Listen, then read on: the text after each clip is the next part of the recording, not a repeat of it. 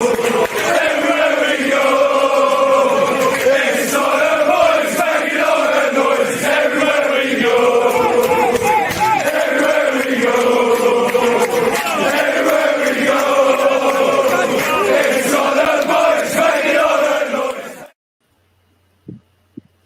guys, you know what time it is. It's your boy David at the Irish Hotspur, Ireland's #1 Spurs fan, Ireland's only answer to Harry Kane, bringing you Kinekes Answer Me, and we're joined by special guests today, myself, Bobspur, and Kieran as well. Yeah, look, make sure you do smash a like on the stream, subscribe on the channel if you're new, and look, I'm going to invite the elephant in the room for the first 2 minutes, going to introduce a few people, and then we're going to let Kieran and Bobby talk us through their ecstatic night. So look, we'll get straight into it, I suppose. Let's take some of the comments. And by the way, feel free to cane me, feel free to banter me. I can take it. It's all banter at the end of the day, so don't feel like you have to hold back.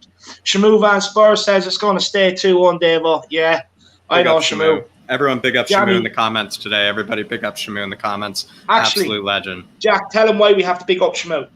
Yeah, Shamu is the absolute. He's just made me an honorary itch, David. You know, he's practically, you know, the biggest man within the Hotspur army, within the Harris army as well. All the way from New Zealand. I know Shamu wakes up at 3 a.m. to watch some of these games, and he also wakes up sometimes even at ridiculous times to even watch some of these streams, David. And he went through the generosity to send me his own Ravitch kit, David, his own Ravitch captain's armband as well, and also, David, a new flat cap as well. And so everybody big up the legend himself, Shamu, in the comments. He's an absolute generous saint. Big up.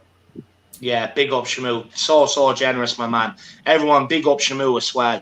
What a top guy. And of course, his debut on the fan show. If anyone hasn't checked it out, check it out. He's the last one that came on. What an absolute hero. I couldn't contain myself. He just had me giggling. Big up Shamu. Jamie Git says, what most Nuno needs to know, what most Nuno needs to know can be discovered by watching shows like this. And Tottenham away, Will Stewart, THFC rants, Bobspur, Boy Hotspur, etc. Big up Jamie Gate. Thank you so much. I really do appreciate that, my man. What a comment. Dan N says it's coming home to Rome. I hope so, Dan. I hope so, lad. Tottenham Teacher says he's present. Big up, my man. Don't put us all in detention. Shamu says, lol, pretty sure legitimate coaching badges are probably more legit than YouTube, but I think the passion winks I like the passion. Winks would be proud of that. Big up Shamu. He's responded to Jamie Gate. Anthony Gray, happy out that I delayed the show. Lionel Messi, it's coming to Rome. I love it. Emily Dunn. The one time you don't want Harry Kane to score. Yeah, I fully agree. And she hashtag Harris Army. So big up everybody. You know, get this hashtag floating around again. The Harris Army. Every stream you're on in the comments, end it with hashtag Harris Army. Big yourselves up. Wayne Bonner's absolutely delighted. He says, come on, England, big up, Wayne. Enjoy your night, man. Put the feet up and drink the beers. Big up, I'm jealous. I'm not going to lie. Anthony Gray says, Nuno needs to know, 1, who's staying, 2, who's going, 3, how much to spend on new players. Then he can really plan and get down to it 100%. We have Joe Grimes as well. He says, Declan Rice really deserves a Stone Cold Stunner. What a Judas winds me up 100%, Joe. 100%, man. Lionel Messi says, if England win the Euros, I hope Kane says he is never leaving.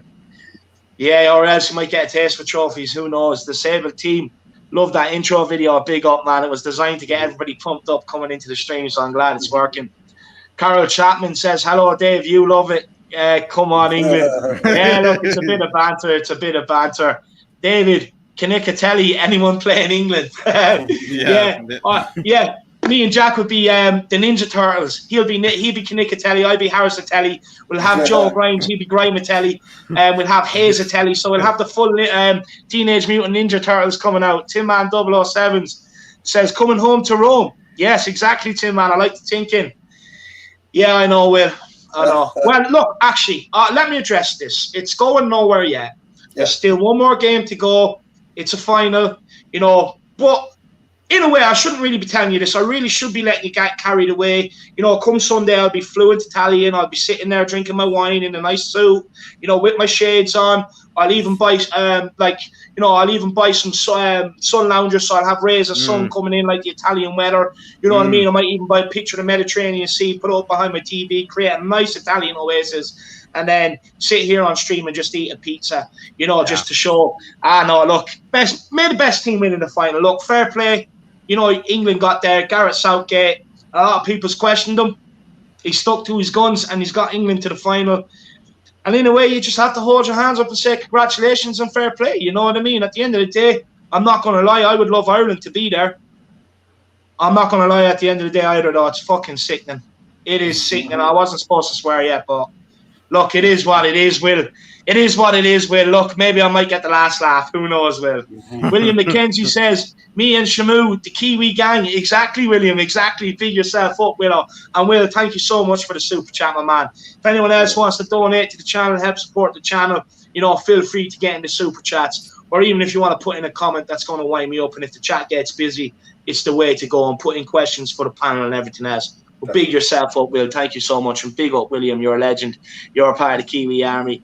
Joe Grimes, big up Shamu. Exactly.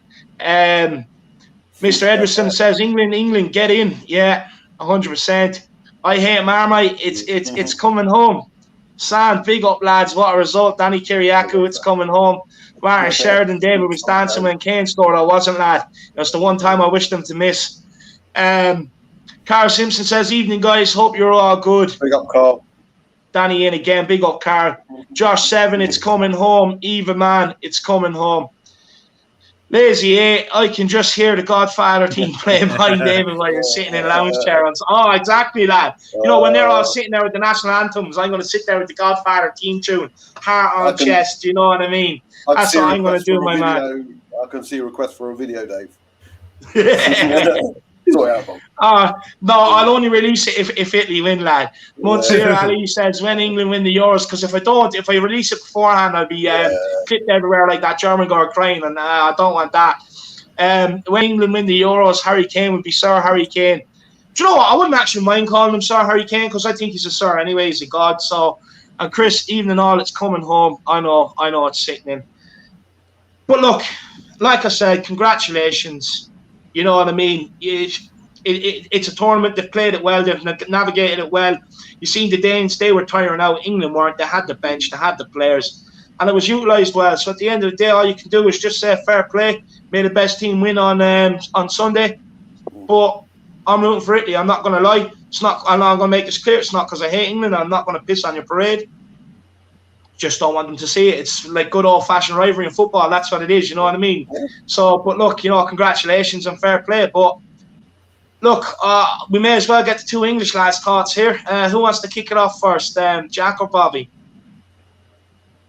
I'll ask Bobby. Maybe I'll just ignite Bobby a little bit. Bobby, I mean, maybe there's been so much drama around maybe Southgate, you know, plenty saying that he's not, you know, tactically, you know, right for the team, that he, you know, he couldn't in any way, shape or form, you know, get England this far. I mean, what do you think? Were you one that maybe had a feeling that Southgate's the one? It seems like he's the one. Do you still feel that way? Do you still feel like he hasn't proven it yet? What are your thoughts on Southgate maybe after this point? Because something has to have changed maybe in terms of your opinion of him. No. I said from day one, and streams will prove this, I backed him. I backed him from day one, so much so that when we had a stream of, I think it was about 9 of us, or like 9 at 9. I don't know if you were on it. People were talking, this was after we'd qualified top of the group. Oh, Gareth Southgate, this Gareth Southgate. I had to ask everyone, I go, just hold on a bit. We have qualified, you know this, don't you? And we have topped the group, you know that.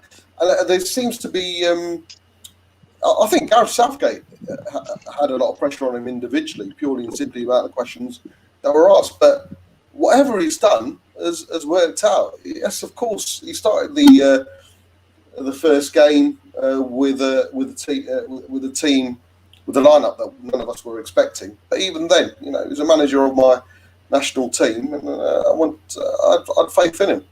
And lo and behold, it's worked out so far. But no, I've always backed him, and like I say, there you go. I can back that up.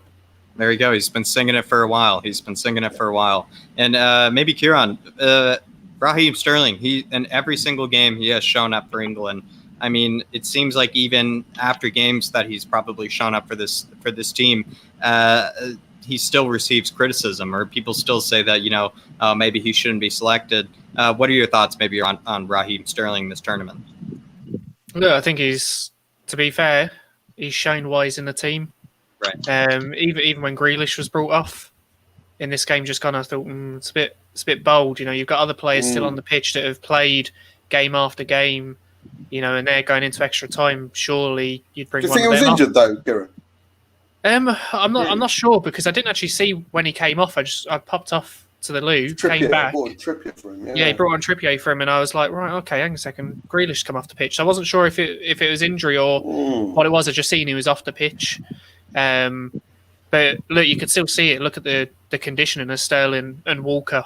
Even extra time still bombing forward. You could still see that explosiveness. So I think that, look, whether you doubted Sterling, whether you like him, whether you hate him, he's popped up in vital moments and got goals. And look, today, when everyone else was dead on their feet, he was still bombing forward every time he got it. So yeah, look, that's kind of my thoughts on him. Yeah, absolutely. I completely agree there. Danny Kiriakou with the super chat here. Danny saying, sorry couldn't be on tonight. Back to studying now. Good man. Love you guys. Big up the panel and the amazing viewers. It's coming. It's a coming gnome. Yeah. It's coming gnome. And big up Danny though. Really generous super chat there. I mean, Dan, what do you got to say to Danny there, David? I don't know if I have much to say to Danny, despite maybe he should get back to the books. Maybe put his nose a bit more in the books there. But really big yourself up, Danny, though, for the super chat. What do you got to say to him, David? Yeah, I just want to say to Danny, look, it's not coming home yet. You still have one more game to play. But look, I get the excitement, and nothing but fair play and enjoy your evening, I suppose. You know what I mean? But there's one more game left, and that's what I'm hanging on to. Yeah, but big up, Danny. Thanks for the super chat and the support, my man. Really do appreciate it. You don't understand how much it helps. So big yourself up, Danny. Thank you so much. No, absolutely. Big yourself up, Danny. Bob, I mean, I'm not sure. Maybe I've missed it. Maybe it's been brought up briefly there. But the penalty, I mean, what are your thoughts of it? Maybe break it down. Who was the one that brought Sterling down? Did someone bring Sterling down? Was it a penalty? I mean, take us through it. I mean, I think there's a lot that actually needs to be unpacked there. I don't think it's just one of the challenges that was put on Sterling. I think it's like a whole maybe kind of sequence that we have to unpack there. Maybe unpack it for us if you're kind enough to. No, it was simple. I'm surprised, and if you guys get a chance, I don't know, during the stream, anyone in the comments or us guys, it was definitely a penalty because everyone's concentrating on his feet and his ankles. It was the first defender's thigh that hit Sterling's thigh, which brought him down. And it's clear as daylight. It was he was going through, and the other guy put his foot in front. The foot never touched Sterling, but his thigh hit Sterling's thigh. Sterling was already on the way down, though, Bob, and there was a second ball on the pitch at the time. No, not on the first. The second one was, mate, but the first one, if you look carefully, again, I've just seen it on repeat now. The first one, it hit his thigh while he was running through. As he fell down, you're right. The second one hit him through, and he was already on his way out, on his way down. But yeah, on the first one, it's clear. It's quite clearly there was a collision of thighs, and unfortunately, the Danish guy missed the ball completely. Hence, it was a foul. But there was no contact on the feet or the ankles anywhere near there. But it was evident touch. I don't know about that one, Bob. I don't know about that one. I think you're trying to justify it. No. Everyone else around the world is saying, even all the professional pundits, never a penalty. VAR got it wrong. And there was a second ball on the pitch at the time. Ref should have halted play and made sure the second ball was kicked off the pitch. But you know what I'm like, Dave. If I thought it was lucky fluky, I'm like, yep, we deserve it. We get a I'll be honest with you, Bob. If it was my team, I'd try and justify it as well. I'm not going to lie. So, but this is you know what I mean? It's only banter, lad. It's only banter. Even I've said, like, I'm really not sure, right? Because I've said, like, at times I'm like, yeah, okay, there's contact. Oh, actually, from that angle, I'm not sure.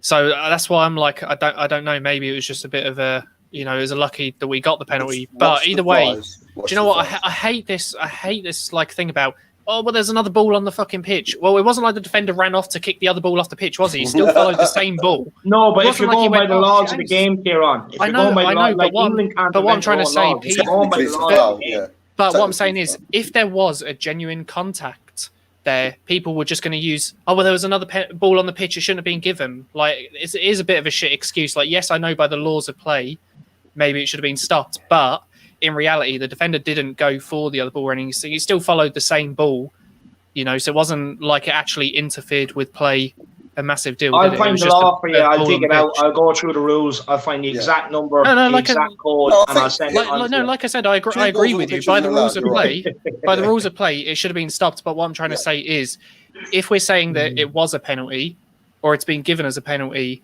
I just hate that kind of as a rule in first place. It should only be if that ball interferes with the play.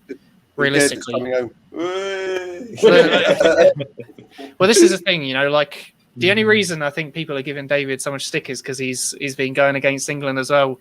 But look, it's not stick. It's banter. Let me clear this up. It's not stick. It's not stick. Yeah. It's not stick. It's purely banter. Look, I give it. I can take it. It's a bit of banter. It's fun and games until Tottenham are back. That's all it is. This is the thing. Me and you are going back at it, David, because you put in the group chat about no better sight than Jordan Pickford picking the ball out of the back of the net, and I sent you a voice message when we scored, and I went, "Hey, David, I just seen your message in the Tottenham chat. How good was Schmeichel's form picking the ball out of the net there?" And David was like, "Oh, I think Picker's form was better there, lad. Bent over back, whatever." It's banter. It's just banter. Yeah. Let me get you gotta be it's back and forth. It's just a bit of banter. Don't take it the wrong way. Look, if there's no banter left in the world, then it's a sad world to live in. In my opinion, I'll be honest with you. All it is banter. If you win it, fair play, and go and celebrate and enjoy it. But at the end of the day, all it is a bit of banter. But look, one thing I do know is the hairdressers is going to be so busy. They're going to be brought in. Jack Grealish, Pickford, they're all going to have fresh barnets, a lot of hairspray in there. Might even be an audition for Hairspray the Musical 3 or 4.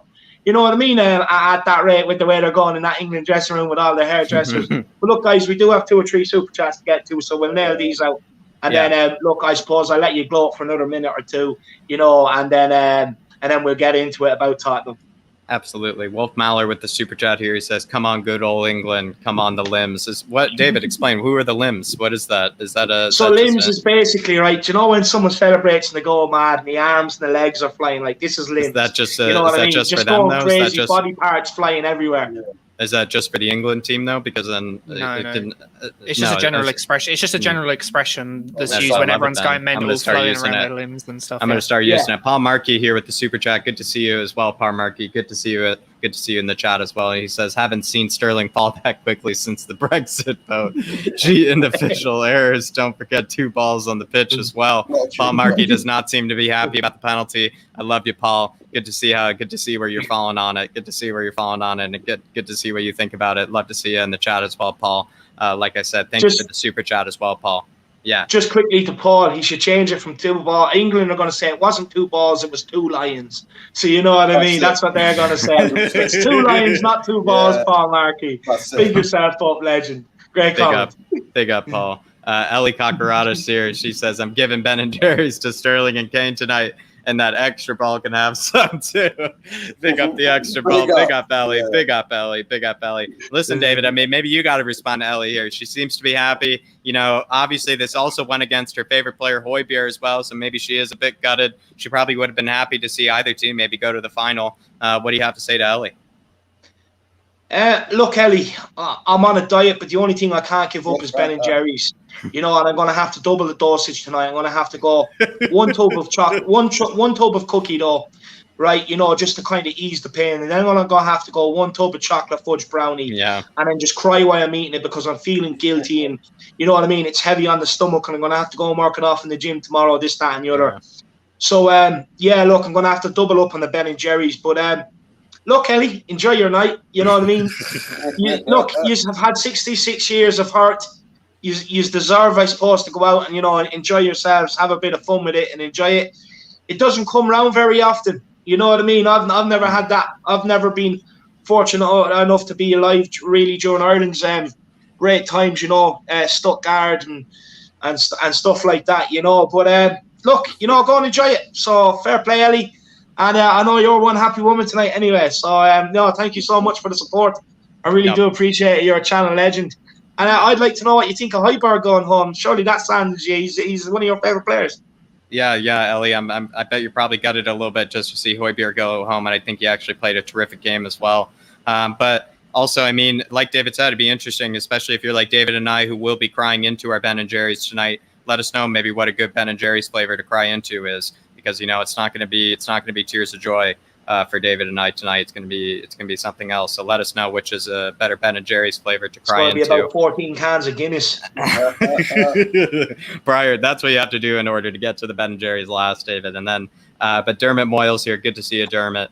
I hope you're doing well, brother. And he says, should have not been a penalty. All I can say is Forza Italia. But don't you all worry. The Irish boys will be back. It'll be a tough game. Yeah, big yourself up, Dermot. I actually really agree there, and I really do hope so. And Dermot, let me know maybe what Italian, you might be picking up over the weekend. You know, if you're going to be learning any Italian, if you're going to be changing the legal name, the surname or anything over the weekend as well. Let me know, Dermot. You can send me a message, privately as you do or whatever it may be. Let me know in the chat as well, Dermot. But yeah, he can be Dermot Moyles Stallone, so he can. Dermot Moyles Stallone. Can I just say a few things for the Irish lads, right? Don't be angry at England. Be angry at Ireland, right? Because that Germany-England game, I think, could have been in Dublin. You could have had all the Irish fans booing England, cheering Germany on. But the government refused it, didn't they? And it went to Wembley. Yes, because we didn't want you in our country ripping up little local cafes like you do every other tournament. That's the one thing I'm disappointed about. It's a home tournament because you don't see any misbehaviour from English fans. When it's a tournament anywhere across the continent, you can guarantee you see local businesses being ripped apart, chairs and tables being thrown everywhere. You know what I mean? That's one thing, and that's why we thought ahead, Kieran. We said no, look, through the pandemic, our restaurants and cafes and hotels they've struggled enough. And plus, let's be honest, it's a good job it didn't happen. Look what they've done to Lansdowne Road the last time they came. If you know your history, look what they've done to Lansdowne Road. Where they came, they played a friendly and ripped up the stadium. They ripped up the stadium and were throwing chairs down at little kids and everything else. So in a way, it's actually a good job that the game didn't go ahead because, let's be honest, they would have ran rampage over Dublin tonight. If that game took place and they're going into the final, they would have. There's no point in denying it. No. It would have been the Germany. It would have been the Germany game. So it wouldn't have been this game. It would have been before we played Ukraine. It would have been. Yeah, but even worse, they would have ran rampage after beating Germany and done it in our backyard. That's a perfect scenario, lad. Would have been even worse. They would have shot all over Dublin. So I'm glad it didn't go ahead. Yeah, we could have helped you out economically, though. That's yeah, that was my point. I was just, economically. I was just trying to say, economically, they have to pay double just to fix it after you've ran rampage. Yeah, but what I'm trying to say is, we were lucky pulling down the Molly Malone statue and everything. I was just saying we were lucky the game got moved to Wembley because you guys declined to have the game over here. That's all I was saying. I was saying that realistically, if it's in Dublin, it could have been a different story already because you would have had the Irish fans in the stadium, the German England. It would have been actually more German supporting fans than it would have been English at Wembley. Hey, just a genuine That's all question. I was actually trying to say. I wasn't. Genuine question. You know what? And this is a genuine question. Yeah. Obviously, the Irish have got a dislike towards France now since the whole hello Henri playing a bit of volleyball with the thing. I'm not going to compare it to England. Yeah, I'm going to compare it to England. So Henri is playing, and you've got 4 Spurs players in the England squad. Who do you support? France v England. Oh, France. I went to France on holidays as a kid. I have great memories from over there. So. Look, I detest Henri, especially being a former Gooner and then doing that to me. You know what I mean? And then the embarrassment of going out at the group stage that World Cup as well. They didn't even represent themselves properly. Put more salt in the wound. But No, I prefer France, I'll be honest. There's nothing better than being up over there on holiday, waking up, going and getting a fresh bagel or a fresh croissant in the morning, out of the bakery. Nothing better. So, no, I'd say, look, let me say this now. It's not because I hate the English, and I don't. My mother's English, and a lot of my family, half my family is English. And I've just grown up in a household where, you know what I mean? Like, for instance, like my mum has no interest in sports, but if England are playing Ireland, even in rugby or whatever it be, or any international competitions, all of a sudden she's a sport expert. You know what I mean? And does it just for the banter and goes in and winds the owl lad up and everything else. So from my perspective, it's just purely banter. Let me make that clear to everybody. It's not hatred. It's purely banter. If I hated England, I wouldn't support Spurs. So you know what I mean? So let's just clear that one up. Look, I'm the same, David. Yeah. Because obviously my dad's Irish. When we literally the last few minutes, just to make me so nervous, even though we're winning, he kept coming into the room and I'd go, "Oh, we scored," because we're on the attack, and he'd start going like, "Oh yeah, I don't know," and he'd start looking at his phone, make me think like, "Oh shit, Denmark have scored," just to literally put me on edge, just to make me feel like shitty, just because he knew like it'd make me feel a bit uneasy. It's just, look, it is what it is. I don't have any hatred to Irish or anything. I've grown up in Ireland, like most of my best friends are Irish. For me, obviously I'm English, so I'm going to support my nation. That's all it is for me. And like you said earlier, it's just banter. I'll banter with you. Like I said, in the messages and the WhatsApp with you, I'll just banter you. You'll banter me back. And if England lose at the weekend, no doubt you'll be fucking bantering me. But if we win, I'll be bantering you. You know what I mean? And, yeah. I'm blocking. Same with me. I love an Irish stew. I like a good soda bread as well, Bob. I like a good soda bread as well. But Dermot, really, really big up. Good to see you in the chat as well, Dermot. Really good to also really thank you for the generosity as well, Dermot. You're an absolute I hope you're legend. all right, Dermot. And then I had this up earlier, David. Will Stewart saying, must have been painful for you to read this. I'm sorry, You're gonna Will, read but it this in is your the only time I'll decline a request from a super chat. I draw the line. I'm sorry. If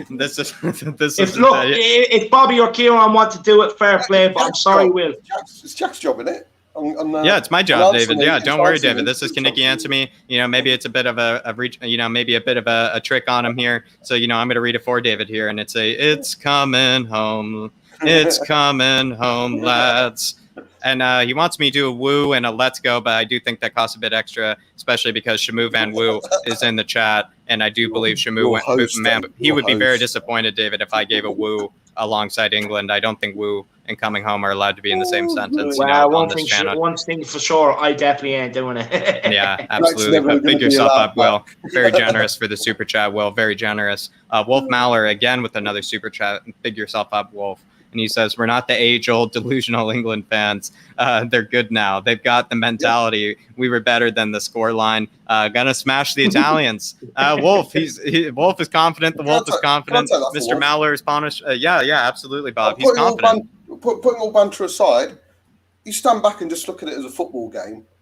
England were so dominant. From the last 20 minutes, half an hour of normal time, and literally all of extra time. England was so dominant, and they kept the ball so well, and they attacked with numbers. For me, Harry Kane did come a bit too deep towards the end of the first half and second half, but he had his best game in an England shirt in the tournament. Sterling looked on fire every time we went forward.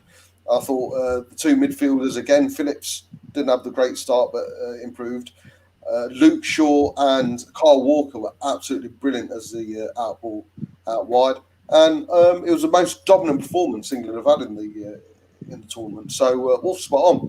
We are a good team now. We're a good team. Yeah. One of the days where we're hanging on. They beat up David on a nation of 5 million. They beat up on the nation of 5 million, David. As well. Bob. I mean, credit to you. You did also beat. The nation with the highest standard of living in the world as well, David. Every Danish citizen, they have the highest standard of living, per citizen as well. So you absolutely showed them. You showed them that the life is better on the island, Bob. Life is better on the island. Absolutely. We beat your team to get into the final, essentially.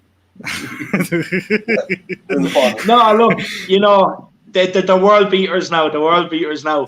So they are. No, big up, Wolfie. Great super chat, my man. Great super chat. And thank you for the support, man. I really do appreciate it, Jack. I have a couple more to get to. And then, absolutely. Absolutely, yeah. With Paul Markey with yet again another super chat here. Very generous of you, Paul. And he says they wouldn't because the Gardaí would have battered back onto the boats as they did before. The Gardaí's the police, right, David? Is that we call the Gardaí over here. Yeah. What about them? I don't know much about this history, David. What about them getting back onto the boats or putting them back onto the boats? What do you mean? What does Paul mean by that? 200 years ago. No. A bit of Irish history for me, David. Give me a bit. I think I can't remember whether it was the 80s or the 90s, but England came over for a friendly to Lansdowne Road. And they ripped the stadium up, started showing kids and stuff, the seats and stuff down at kids. And then the Gardaí went in with their bat and started beating them. And look, some would say heavy-handed. You know what I mean? And yeah, look, there was a spin put on it by the English press complaining about the Gardaí with their handling of the English fans, and then the Irish, were raging because of what they were doing, ripping up the stadium. So yeah, maybe I'll open the can of worms. I should have said that. Yeah. But big yourself up, Paul, and very generous as well with the super chat. And it's actually just because of I think enough of I watch enough crime detective shows, and plenty of them have taken place in Ireland. So that's how I know the Gardaí. So honestly, all that is honestly paid off just for this moment, Paul. So I will say, pick yourself up. And then Ellie Kakarada, she is saying to you, David, that she is quite gutted to see Højbjerg out of the tournament. Okay, seeing her, but I mean, Ellie, maybe you got the best of both worlds, Ellie. I will say, I think Højbjerg played out of his skin. I think he played incredible. I think he can hold his head high. Even at the end of the game, Ellie Højbjerg, he had the small shin pads, he had the small socks as well. He was going for it full Viking style. So you got the win. You're going to the final, and honestly, Højbjerg can hold his head high too as well. So I do think it's a win-win for you, Ellie. So absolutely, just dive into the Ben and Jerry's, and also share a bit for Sterling and Kane, like you said. Yeah, 100%. And everybody, thank you so much for the support. Everybody, if you want to help support the channel, just keep getting in your super chats or join the channel membership. If you're enjoying Bob and Kieran, the links for the channels is in the description below. Get onto their YouTube channels and smash the subscribe button. Everybody, thank you so much for the support. And look, I'm not going to say congratulations, but enjoy the final. And we'll see what happens Sunday. There could be more banter to have from either side. So look, may the best team win. But look, in one way, what you can say is Spurs are a winner. They have a player at the final, Harry Kane. You know what I mean? You look, the two most consistent Spurs players made it to the semi-finals with their team, and now we have probably the most consistent Spurs player in the final. So at the end of the day, Spurs are a winner, but I still don't want it. I'm still rooting for Italy. But look, enjoy the final, and fair play for getting there. Absolutely, and we do appreciate all the super chats and all the support. All the super chats and all the support do go towards David, and his trip to Greenland. He's finding a little cabin up there. Also, Greenland, if you did not know, is a territory of Denmark as well. So David will be retreating to Denmark with the rest of the Danes. So any of the super chats do help David on his mission back to Greenland with the rest of the Danish team as well. If you want any banter to be read out, send in the super chat. And make the banter quality banter.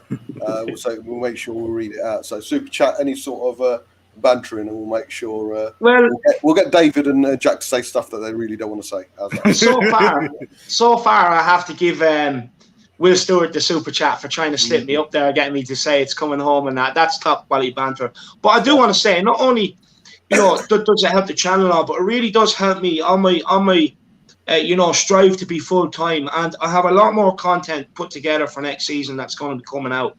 You know what I mean? And it's a bit of everything. There's a good mix there, and it just helps me keep doing this full time and keep smashing out the content. I've already ordered in some better equipment and everything else. So thank you so much, and that'll be up and running in time for the new season. You know what I mean? So just keep the support coming and just keep helping me do this full time, because look, I'm just a man trying to chase his dream. If I couldn't play for Tottenham or couldn't work for Tottenham, the next best thing is to do something with Tottenham, and that's what I want to do. And thank you so much for everyone that's helped, so far, and hopefully the support can keep continuing. And if there is anybody out there watching, please do sponsor the channel. It'd be so much help. Absolutely, and really do appreciate that. And also people like Wolf here who have been very generous already today. Really big yourself up, Wolf. And Wolf, I do really do hope, Wolf, you have a bit of something saved up in the fridge tonight. for the win. Maybe it's a frozen pint glass. Maybe it's a Ben and Jerry's. Maybe it's a Haagen-Dazs. Maybe it's just a bit of M&Ms or something like that. But let us know, Wolf. You've been very generous already today. And he says, I was reaching for a Carlsberg in the fridge for an extra time. And then I thought I better hold off on that. Wolf, I will say, actually, despite how much I was rooting for the Danes, I'm not a big fan of the Carlsberg. I actually think it's quite an overrated beer. I don't think it's actually that tasty. But maybe like David was saying, I could be convinced by maybe a Carlsberg sponsorship. But maybe to give the beer a second chance. But like I said, the Carlsberg, not my favorite. So maybe that was wise, maybe to hold off. I'll be honest with you, I'm not picky on the sponsorship. Couldn't give a shit what I'm promoting. At the end of the day, you know what you're going to get out of me. It's going to be 10 out of 10, 100% effort put in. I'll promote the living shit out of your product. So it doesn't matter what it is. I'm a salesman, a bit like Bob. You know what I mean? So I'll promote anything. It doesn't matter what it is, whether it's Manscaped or whatever. It really doesn't matter. Couldn't give a shit. You know what I mean? I have some good jokes and stuff like that. So, and Wolf, I want to say to you, my man, is the inspiration for your name from Wolf that used to be on Gladiators? Gladiators, yeah. All right. Is that the TV show? The TV show or the movie? The TV show or the movie? No, TV show. Oh, okay. Yeah. Didn't he date Jet for a bit as well? Didn't Wolf and Jet, because Jet was... Yeah. Oh, yeah, they had a thing, yeah. They had a thing, didn't they? Jet was... Oh, they did. Jet. Yeah. David some stories what used to go on there. I've heard some stories. Oh, Jet. David here, he's saying rivalries are beautiful. Korea plays Japan. I give it to my Japanese friends. Japan plays Ireland. I'm Irish for the day. Just how it is with history. Yeah, David is exactly right. I think there's even a good story of like a bunch of English fans, even after England defeated Germany. They went up to a bunch of, fans wearing German jerseys, and apparently most of them reported saying most of the people wearing German jerseys that day were actually Irish fans, and they were just there for the crack, as they said. So, I mean, really, everybody's a deputized fan. Like, I'm going to be an Italian citizen over the weekend as well. Going to get my visa. Won't even be in Italy, but I just have to have my visa just for the game. And I believe David's doing the same. Everybody has to deputize themselves as the rival fan. Absolutely. Well said, David. And also big yourself up for the super chat. I really completely agree. And he says it perfectly here, David. Yeah, no, he does. And I just want to say, super chat today goes to you. You have the greatest name of mankind. So big yourself up. Big up, David. Biblical the greatest name to ever grace this planet. So big yourself up. And what an absolute legend. And look, you sum it up perfectly. It's banter. It's what it is, let's, as long as it doesn't cross the line, cross the threshold, all it is good old-fashioned banter, my man. Big yourself up. And then we have one more to get to here, and then we're going to crack into it. Enough of this, celebrating, and because it's heartbreaking, so we're going to move into Tottenham content. Make me happy. William McKenzie here with very generous super chat as well. He says, you guys see Dyer fly past Mora training. No, I didn't see it, but I did see, the look that Nuno was giving Delhi Tarantula and Moon Boots, as they were walking back to the touchline, probably after running some sprints, or I don't know what they were doing, David. But that gaze he was giving him was, it was as if David was, hiding under Nuno's skin there, because I almost really thought that was David looking at Moon Boots and Tarantula. So to be honest, maybe good signs, David. Maybe good signs. What do you think? He looked fucked off already. Let's be honest. He kind of looked at. Look, he could have been looking at Dyer and be like, "Stop kicking the ball out over the hedges. I don't have enough ball boys to run out and get it." And he could have been looking at Delhi and saying, "Look, take the camera off the training ground. Just do your exercises. Stop snapping it and stuff." I know. Look, he looked pissed off, but look, he could have been deep in thought. You don't know, but no, it didn't look good. It didn't look good. I agree with you. That's the sort of way I'd look at Delhi and Dyer. But he had a bit of a disgusted look on his face. But look, maybe he's, maybe they turn around to him. He says, he blew the whistle to sprint, and they just stood up and started going, "It's coming home, or something." Who knows that? So no, he looked a bit pissed off. But no, big up William McKenzie for the big up William McKenzie. Very generous, and he's also coming from the same land as Shamu as well. Just absolute saints coming from over there, David, in New Zealand. Dermot Moyles saying, "Do you all think we might see a different Delhi this season? And I love to see the young Belgium lad at Spurs." I think he means Jeremy Doku. Well, yeah, Dermot, absolutely. And then he says, thanks, David, today for your message. Really helps. Listen, Dermot, before David gets to you here, absolutely would love to have Jeremy Doku. That man is absolutely rapid. I'll tell you, Dermot, that guy, it seems like he can beat anybody on a long sprint. It seems like he can beat anybody on the short sprint. The guy is just absolutely rapid, and his touch seems to be very decent as well. He seems insane. And I did see him earlier this season in the Champions League when Rennes were playing in the group stages, and he was incredible to watch. So yeah, I think that's a really good find there, Dermot. So really well done there. And he says, do I think I'll be seeing a different Delhi this season? He's been hitting the weights, but it does seem like he's also maybe also adding a bit of flair to maybe the tarantula on his head as well, David. He turned it a bit blue, it looked like as well, David. So I don't know, maybe it's the weights, maybe it's just for the haircut. It's hard to know. I think we're just going to have to wait till when Nuno decides, David. Look, every time I see him post a picture, I keep thinking, I keep feeling the earth right underneath. Debut album being released, August, you know what I mean, with his single or whatever it is, Look, I'll be honest with you. Look, I think we're going to give him another year. Just take the opportunity. It's all I ask. It's all I want. Just take the opportunity. Like, at the end of the day, I've seen a lot saying, well, Mourinho didn't do this for Ali, and Mourinho. Ali's not even the third best player in the team. He's not going to build a team around Dele Alli. So therefore, when you're in Dele Alli's position, it's up to you to be able to fit into the manager's plans. It's that simple. Every player, every great player who's had a great Premier League career, the reason why is because no matter what manager has managed them, they fit into his system. Over the course of your career, you're going to have to different managers, different way of doing things. If you want to consistently be out there and playing and being one of the best players, it's about you fitting into the manager's team, doing little things that he asks you to do rather than go off sulking. It's that simple. Yep. And as for the message, look, you don't need to thank me, my man. Never. You don't need to thank me, my man. No problem.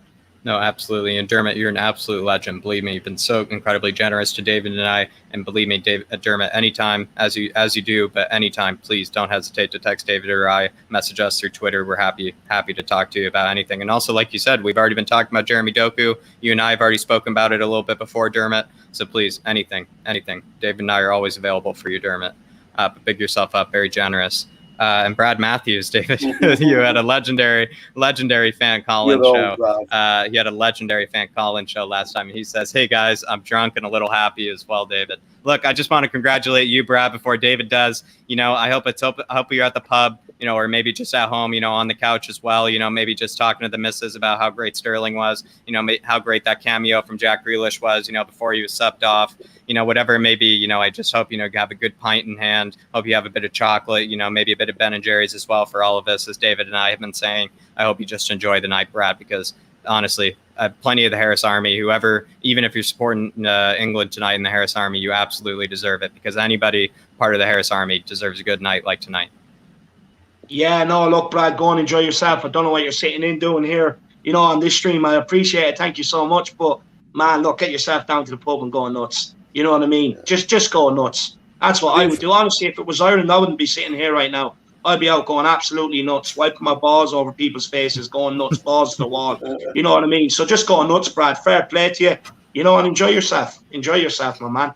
Absolutely. But the effect today's games had on the nation. I mean, this is the kind of stuff that's happening. Everyone's smiling after the year we've had. True. Everyone's feeling good about themselves. England are finally in the final. But the most amazing thing, Atomic Kitten are on BBC One singing "Football's Coming Home Again." What more do you want? What more do you want? Well, I suppose they're a blast from the past, aren't they? Did you get my drift? As a young lad. Bob, I think you're absolutely right, though. It is always a huge lift for national spirit. It's a huge lift for patriotism. It's a huge lift for just camaraderie amongst people in the same country. So you are absolutely right, Bob. And to be honest, whoever wins it, that country deserves it. They deserve to have a bit. They deserve to have, just a bit of spark, a bit of something to be happy about, considering everything that everybody's had to go through. So whoever wins it, they deserve it. Matt Hayes here, though, with a very generous chat here as well, very generous super chat. He says, Forza Italia, the Azzurri are European champions again. Viva la Mancini. Direct quote from me on this upcoming Sunday night. No, listen, Matt Hayes, Matty, it's already come home. It's already in El Ristorante. It's already in the Trattoria. Honestly, it's practically hidden within the pizza recipe. It's actually been in there the whole time. It's already come home. It's just been sitting in the Colosseum. It's been sitting in the Roman Colosseum. It's been protected by Mancini. I actually do believe that it already has the Italian name written on it the whole time. What do you think, David? Yeah, look, Matt, get the pizza, lasagna, garlic bread, get it all in the oven, lad. Why not go full Italian party? You know what I mean? You can pick up a cheap knockoff jersey. You know what I mean? And let's go for it, Matty. Let's go for it. Full on Italian. Like I said, you know what I mean? I'm going to be sitting there with a suit. The Godfather theme tune, in behind me with a picture of the Mediterranean behind the TV. You know what I mean? With the sunshades on. And, I have a skylight there, so hopefully it's sunny so I can get the Italian weather inside as well, Matty. So, yeah, no, look. May the best team win Sunday. Let's show it on. I have to say, you guys are letting me off very, very lightly, I have to say. So, I appreciate that. I want more banter. Throw it at me. But big up Matty here. I just want to say about Matty's channel, everybody, please get over and check it out. It's a great channel. It's on the push for 10K. Please get over and subscribe to Matt Hayes Tottenham Blogs. But look, we've two more. We're going to crack through these, Jacko. And then we're going to get on to some Tottenham stuff because, like I said, I need to smile. Absolutely, David. Absolutely. Wolf Mahler here with yet again another big yourself up, Wolf. An absolute legend tonight. It seems like he's feeling it, David. It seems like he's feeling the fever. And he says, I'll tell you, my mother's American. Her grandmother was Henrietta Muller. Henrietta Muller from Bavaria, or Henrietta Muller. And her son, who died as a child, was my great uncle Wolfgang. Yeah, big yourself up, Wolf Mahler. Big yourself up. He's given the family history there, David. He's still an England fan at the end of the day. What did you say there, Bobby? That's a family tree and a half. That is. Yeah, it's family tree and a half. I mean, I'll tell you, Wolf. I mean, you should be blessed. You actually know plenty about your family history, especially being an American. Especially my extended family. It's like I think most of my extended family has been in the U.S. since like the 1800s. So there's practically nothing to be said about where we're from. So to be honest, it'd be cool to actually know. It'd be cool to know. So big yourself up, Wolf. And also David, he's been really incredibly generous. Like I said, he seems to be feeling the fever. It seems like he's kind of feeling the pulse. Yeah, look, of course he is. He's loving life today. You know what I mean? He's absolutely loving life. Big up, Wolf. And thanks for that insight. I'll be honest, I don't know who Wolfgang is or Henrietta Muller. Yeah. My grandmother's son. Yeah, I don't as either. Also, there are plenty of famous Wolfgangs. Well, there are plenty of famous Wolfgangs. Unless I know there's a very famous playwright by Wolfgang, and also a very famous composer by Wolfgang. Also, there's a very famous chef by Wolfgang. But but who's to know? But he was talking about his grandmother, so it's hard to know. That's a lot. That's good heritage, though. That's some good heritage. Is that not like a common kind of like Bavarian name, like maybe back in the that's day, what I like meant. And they're very famous Germans, with the name of Wolfgang. So it's hard to know. But hopefully it's Wolfgang Puck. Maybe it's Wolfgang Puck, like Kieran was saying. Then maybe you get a nice little dish tonight that he can serve you. Maybe a bit of English breakfast in the morning as well. But Jordan Stevens here, he says, I sicked my mouth. I sicked my mouth a little seeing I've just had a brain wave. What's up, Dave? No, yeah. So the last name is Muller, which his last name is Wolf Mahler. Wolfgang Wolf Mahler Muller. Yeah.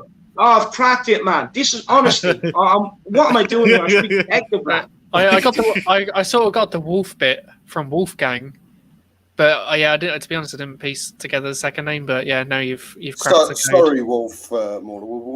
We've probably just destroyed all of our brains.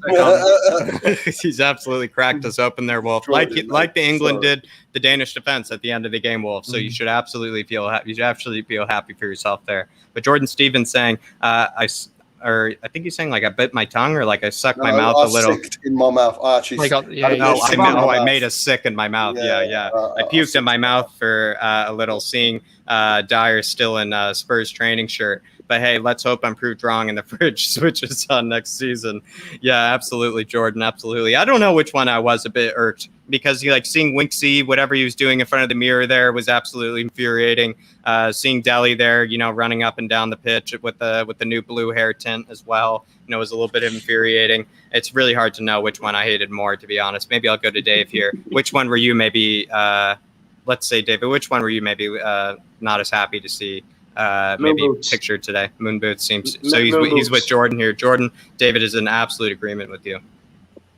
Absolutely. Yeah, look, with Deli, I just keep thinking he's going to release a single or something like that. With Moon Boots, he just infuriates me. I'm so glad Kieran got his haircut. And look, I actually had the privilege of meeting Kieran yesterday for the first time when I played Astro on that. And I can assure you, he looks more like Harry Winks than he does Kieran Dyer. So, what does it play like him?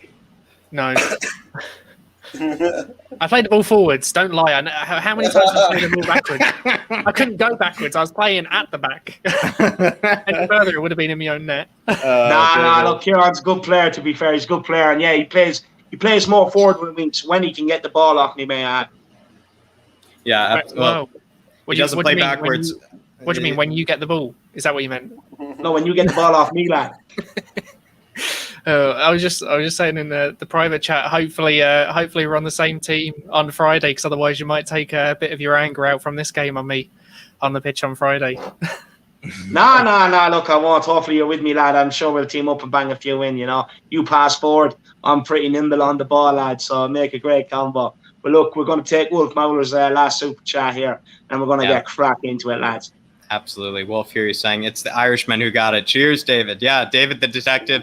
David Harris, the detective, put on his, he's got a bit of a monocle probably in the pocket there, maybe a bit of an overcoat, and he's already got the flat cap. He's already in the detective mode. Wolf. You're absolutely right. So before maybe, legend.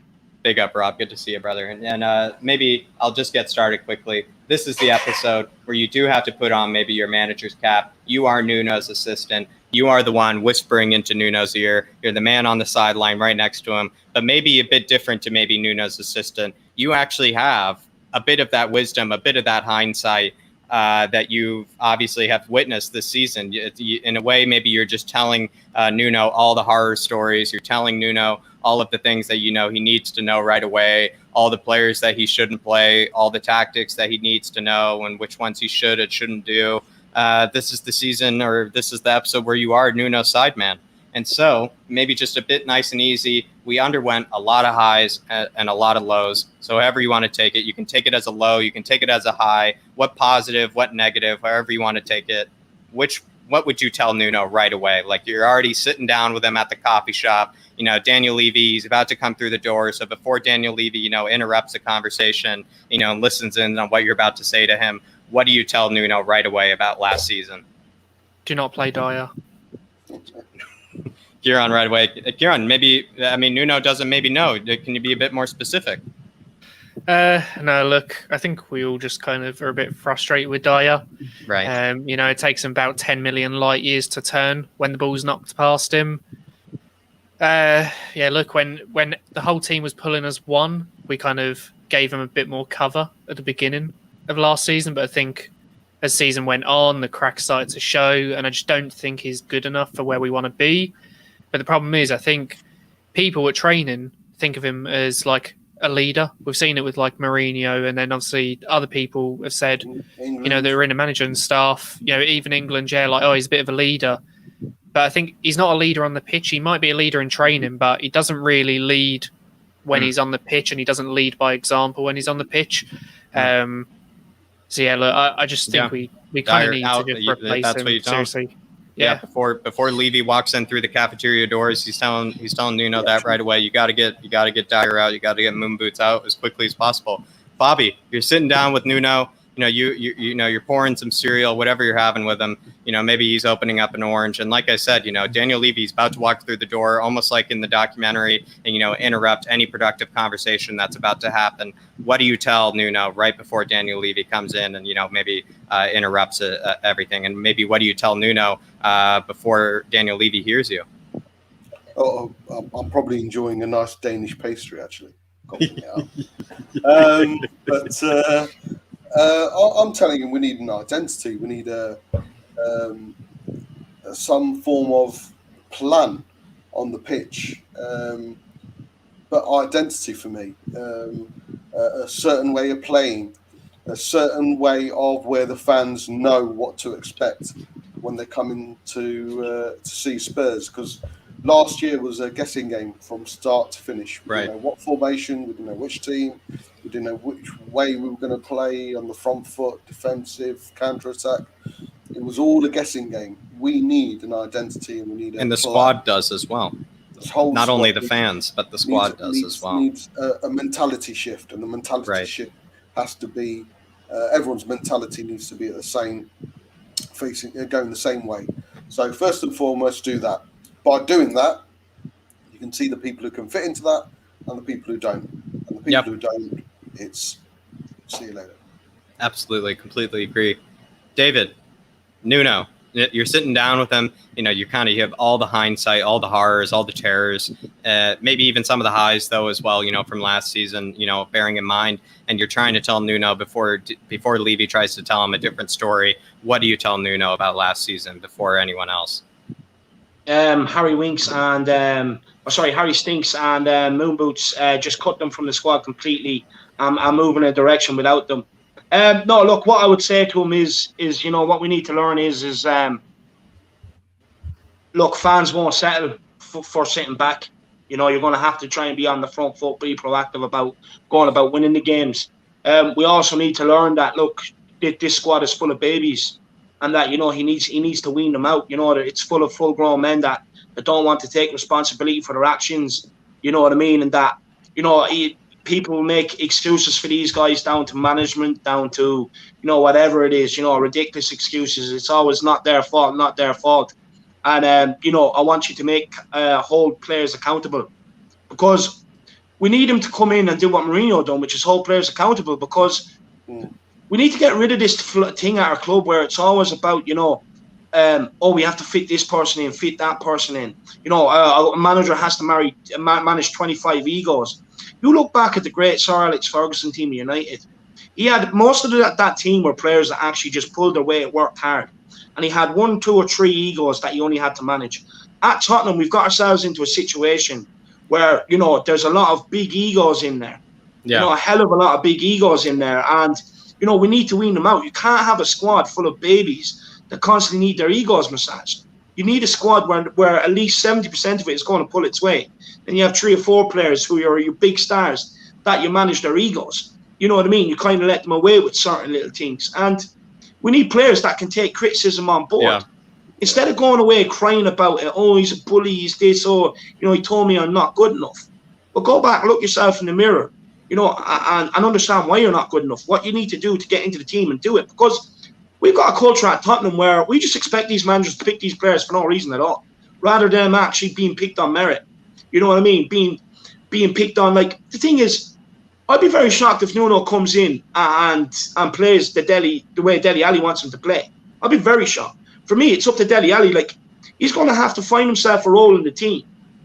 Where he looks at a position and says, okay, Nuno, I can do that job better than that person. You know what I mean? Whether it's dropping a bit deep or whatever. He's just going to have to learn to do it rather than sulking. So I want him to, I think accountability needs to happen. I think we need to be proactive. I'd like to see us on the front foot again. Look, I'll be honest with you. I'm expecting him to go defensive some games. I just want to win. I couldn't care how we win. I just want to win, right? But in order for him to get off on a good footing with the fan base, and for a lot of the fan base to kind of see what he wants to do, he has to try and be proactive about the games. But the main thing is just hold these players accountable. Don't let them away with things, because we need to get rid of this culture at Tottenham. The vibe here around the squad is all wrong, where, we're sitting here, why didn't you pick this player and that player? Even though we've been shown time and time again, they're not good enough, or if they come in, they haven't done anything. It's like, well, if we would have picked Ali, he would have changed the game today. And it's kind of like, well, where does that notion come from? You know what I mean? And another thing is fitness. Fitness in the squad is a massive thing. You have some of these players that are looking a bit heavy, a bit overweight. Now, for me, they shouldn't have to be told to do a bit of extra training if the weight's picking up. They're men, and they should be responsible for their own career. they get paid enough, they should be responsible enough. They're men, you know what I mean, and that fitness should just be just the minimum requirement. So fitness is a huge one, and you might see us not phase out of games because. Under Pochettino, we used to thrive into games a lot of times in the last 10 minutes. We'd be out running teams and we'd have more energy than teams. And last season, the last 15, 20 minutes, the fitness wasn't there. And you seen like Ronald McDombele blowing after 2 minutes of coming on, guzzling water. You know what I mean? So, yeah, there's a lot of things that we need to change at Tottenham. And sure. Look, hopefully Nuno's the man. Yeah, absolutely. And also, I completely agree with you, David. Completely agree with all you said. Maybe the common thread I can find between what you guys all said is there does seem to be some need of this like identity that whatever Nuno wants that identity to be, every player needs to get behind it. There are no exceptions. The Deli's not an exception. Tanguy's not an exception. Certainly Moon Boots and Winksy and Stinksy are not an exception either. But there needs to be some sort of identity that all the players, the fans, and the squad can get behind, so they know what their expectations are. Maybe that are coming from Nuno and from the squad, really. So absolutely, I completely agree. Do you guys worry? Like, there's a bit of worry with me that he might do the whole clean slate thing, right? Clean slate. Well, that's what I'm a little worried about that as well, Bob. But maybe that's what you're here for, Bob. You're here to whisper in his ear, Bob. You're here to tell him, like you guys had said, don't buy the antics, from Winks. Don't buy the antics from Moon Boots. Like, don't believe them. Whatever they say they're doing over the off season, don't believe it. Just wait till they get on the pitch and they'll prove you wrong, or they'll prove you right. Maybe however you think about it. But I mean, Bob, I agree with you wholeheartedly. I do think that is always a big scare. That Moon Boots might be able to just wave his magic wand again, just convince the manager that he's worth playing. Same with Stinksy, same with Deli. That's very worrisome that they can trick the manager in that way. But hopefully Nuno can see past it, and hopefully Bob, maybe you in the dugout as well, whispering in his ear, can tell him as well. But Jordan Stevens here with the super chat, and he says, annoys me when Winks says he wants to play his football elsewhere next season. I want him gone, but he acts like he deserves to play for a bigger club. Yeah, to be honest, yeah. What are you saying, David? Yeah, no, it's entitlement. Look, he has the hair, he has the Mr. I'm Tottenham strut, he runs on, waves at the Sky camera, give Gareth Southgate a wink, pick me for the England squad. And look, honestly, the comments of him knocking on Jose's door, asking to play so that he can make the Euro squad rather than, boss, I can improve this team the way we're performing, put me in, I'm going to show you I can do better. Should have shown every fans that the ego that this guy has. Yeah. The deludedness and the ego that this guy has. And look, he just can't take criticism at the end of the day. And he needs to learn. Honestly, the guy just needs to just man up, to be honest with you. Just man up, grow up. He's in a men's world right now. He's in a world's men. It's a competitive world. So completely agree. Completely agree. And also, yeah, it showed his true colors. It showed what he really is thinking about. If that's what he said to Jose, it's not like, what can I do, Jose, to get back into the squad? He said, Jose, what can I do to just get a couple of cameos so Gareth Southgate can consider me for the England squad? That's what he said. And that's where his true intentions lie. That's where his true allegiances lie. So that's all you have to know about Stinksy. But I'm going to move on to the next question here. And it is, and Kieran, I do want you to answer it because you are definitely the main person, I think. This squad, Kieran, has plenty of holes, so many holes to that of almost like a sinking ship. And which of these holes, either it be at the holding midfield position, either it be the position next to Højbjerg, either it be, the backup to Kane, either it be a center back or a full back, which do you feel like is the biggest hole in the squad that can basically only be addressed in the transfer market? I think, look, if we can only address one place, it has to be centre back. If you look at let's say if you can only fill it via transfer market, it can't be filled with some person in the squad, it can't be filled with some youth player. If you could only pick one player to sign and to fill some major hole, where would that be? Sorry. It'd still be the same answer. I think centre back. If you look last season, I think we did have a record. It was like Kane, Son, and Bale, the most goals the front three has scored in a Premier League season combined. For goal involvements. When you think of the amount of goals we did score, like people were saying, we played defensive under Jose and we sat back on 1-goal leads. But you look how many goals we scored. Where we fell short was defence. We couldn't hold on to leads. That was a problem. It's not just a 1-goal leads. It's sometimes we go 2-1 up or 2-0 up. West Ham, we went 3-1 or 3-0 we went up. You know, so I think you got to look at it and look. The centre back area is seriously where we're failing. You know, you got an aging Toby, Dyer who's just not good enough, Sanchez who just kind of looks lost at times. You know, he'll have spurts in the season where he'll have 1 or 2 good games, and then all of a sudden he'll drop 5 stinkers in a row. Completely agree. I think partially that's why we were looking at Rodon during the season, going like, why isn't he playing? Because the thing is, look, does Rodon have potential? Yeah, look, he does have potential to develop and be a good centre back, I think. But why is he our best? But I don't think he's our best, but I think that he's still very raw. There is still a lot he needs to improve on, but we were looking at him last season like, why isn't he playing more? And I think that just sums up how bad defensively we were. And like I said, if we're getting the most goal involvements of a front three when Bale didn't even play half the games last season, why are we in 7th? Yeah, absolutely. Bob, do you agree with Kieran here? Is it the center back position? Is that the only, or not only, sorry, is that, would you say, maybe the biggest hole that you could only say could be fixed, you know, via the transfer market? Yeah, by the way, Wolf, so I'm drinking Blossom Hill's Zinfandel, and it's so fruity and it's just so easy to drink, especially when it's chilled at the right temperature. It just goes down like beauty. And by the way, we are looking for a sponsor for this channel. So Blossom Hill, if you're listening, let us know. But yeah, defence, spot on. Just once. I mean, obviously, in an ideal world, we need at least 2. But that is the main hole or holes we need to fit. We need to fix first of all. Because going forward, if we keep Kane and we've got Sonny, and I think Bergwijn's in for a big season, I've got real big faith in Bergwijn. Fingers crossed. I think there's a lot of potential there. Obviously, we need players around the pitch, but for me, the first and foremost, especially if he's playing in the back 3, Nuno will want to play the back 3. Rodon's tailor-made for a back 3.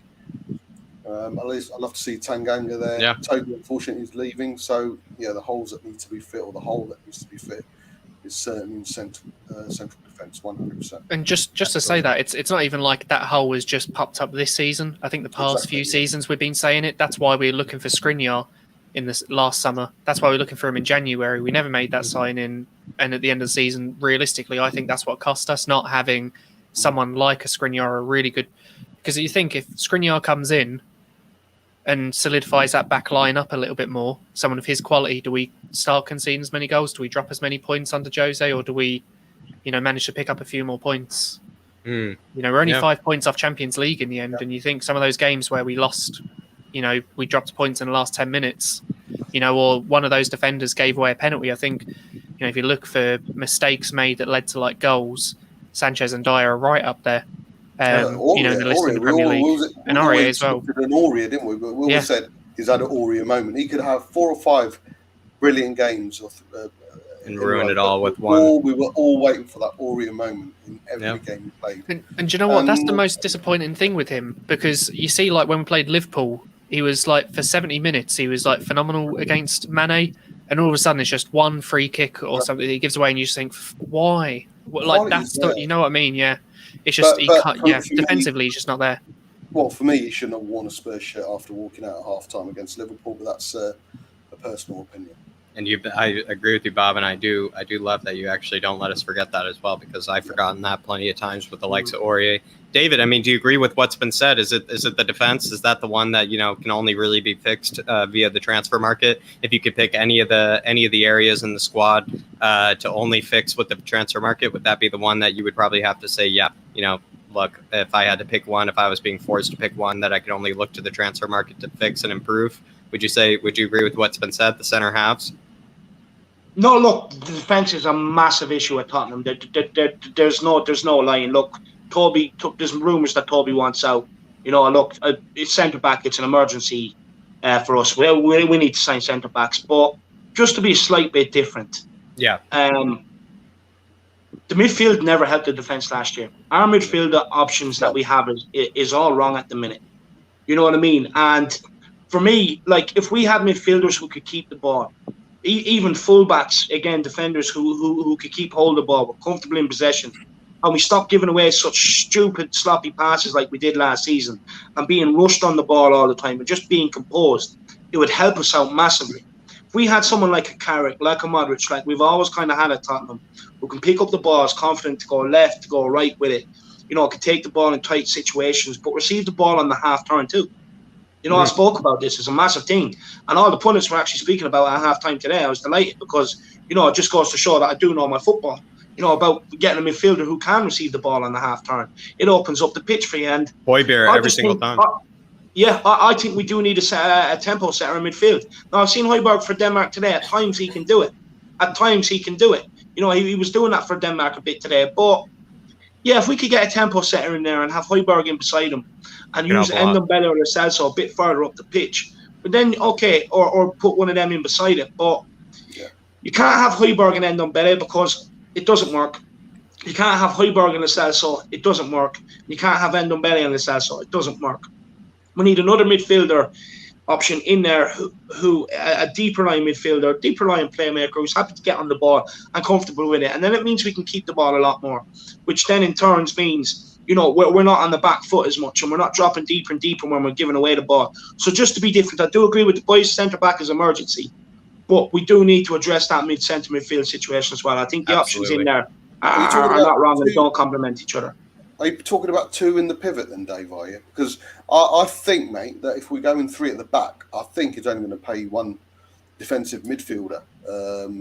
And he probably will give that another two to express themselves. Because if we've got three at the back, I think it will just be ultra defensive if we've got three defenders and two holding midfielders in the pivot. So maybe, from what you're saying... No, I think you're getting me wrong. I don't mean like a Rice or a Calvin Phillips who don't receive the ball in the half turn. Because we have that in Harry Winks. He's just a player who picks up the ball, passes it back where it came from.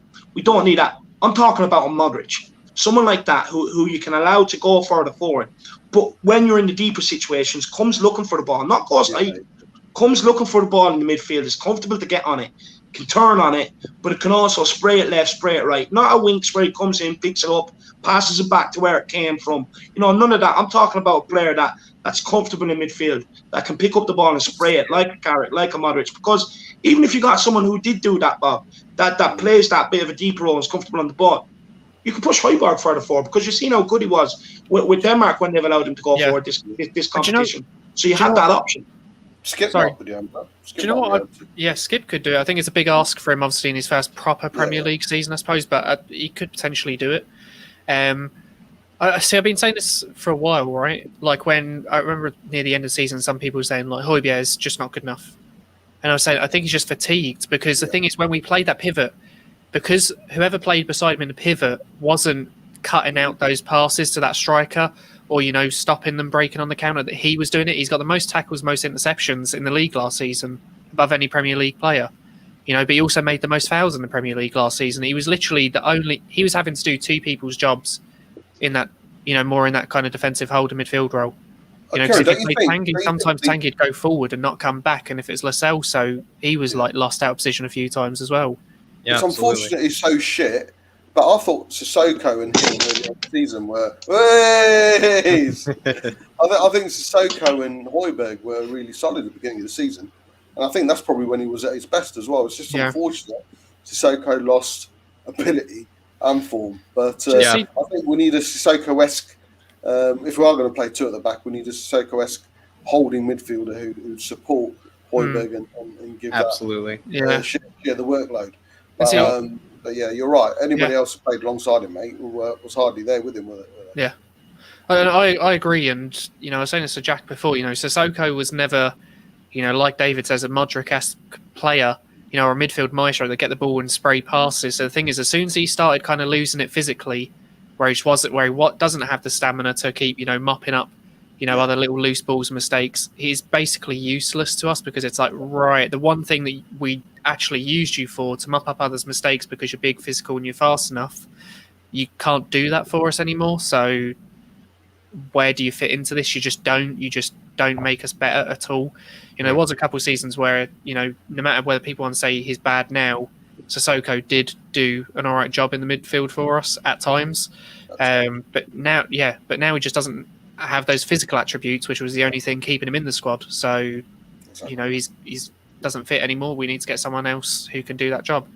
Absolutely, yeah. And even Frank Kessié, who we've been rumored with recently, I think would actually be supposedly maybe that tempo setter that you guys are all talking about. Moving on to the next question here, Bob. You know, this one seems a bit hard, and, you know, maybe you can just say, look, no, there isn't, you know, but is there, maybe you could say, this isn't like a title winning formula, Bob, but this is just, you know, a winning formula. Is there a winning formula maybe hidden within this squad, hidden within this team, where maybe you could say you could win a consistent run of games? Is there a hidden formula in the squad that maybe could get us to, you know, dare I say, Champions League football? Maybe yes or no. Just, is there something? Maybe is there an 11? Is there a certain style or tactics that maybe might just promote maybe a bit more wins that maybe we're missing? Is there basically a winning formula, Bob, that you can think of that maybe we haven't thought of, or maybe that you would tell Nuno? No, I don't think we've got a winning. Well, I think we've got a winning formula. Every team's got a winning formula. Yeah, there's some hidden secret. But I think you need the right players, and I believe we've got title-winning players, never mind Champions League players. In Sonny, Kane and Højbjerg, I believe there's 3 players there who could get into any title-winning team or top 4 team.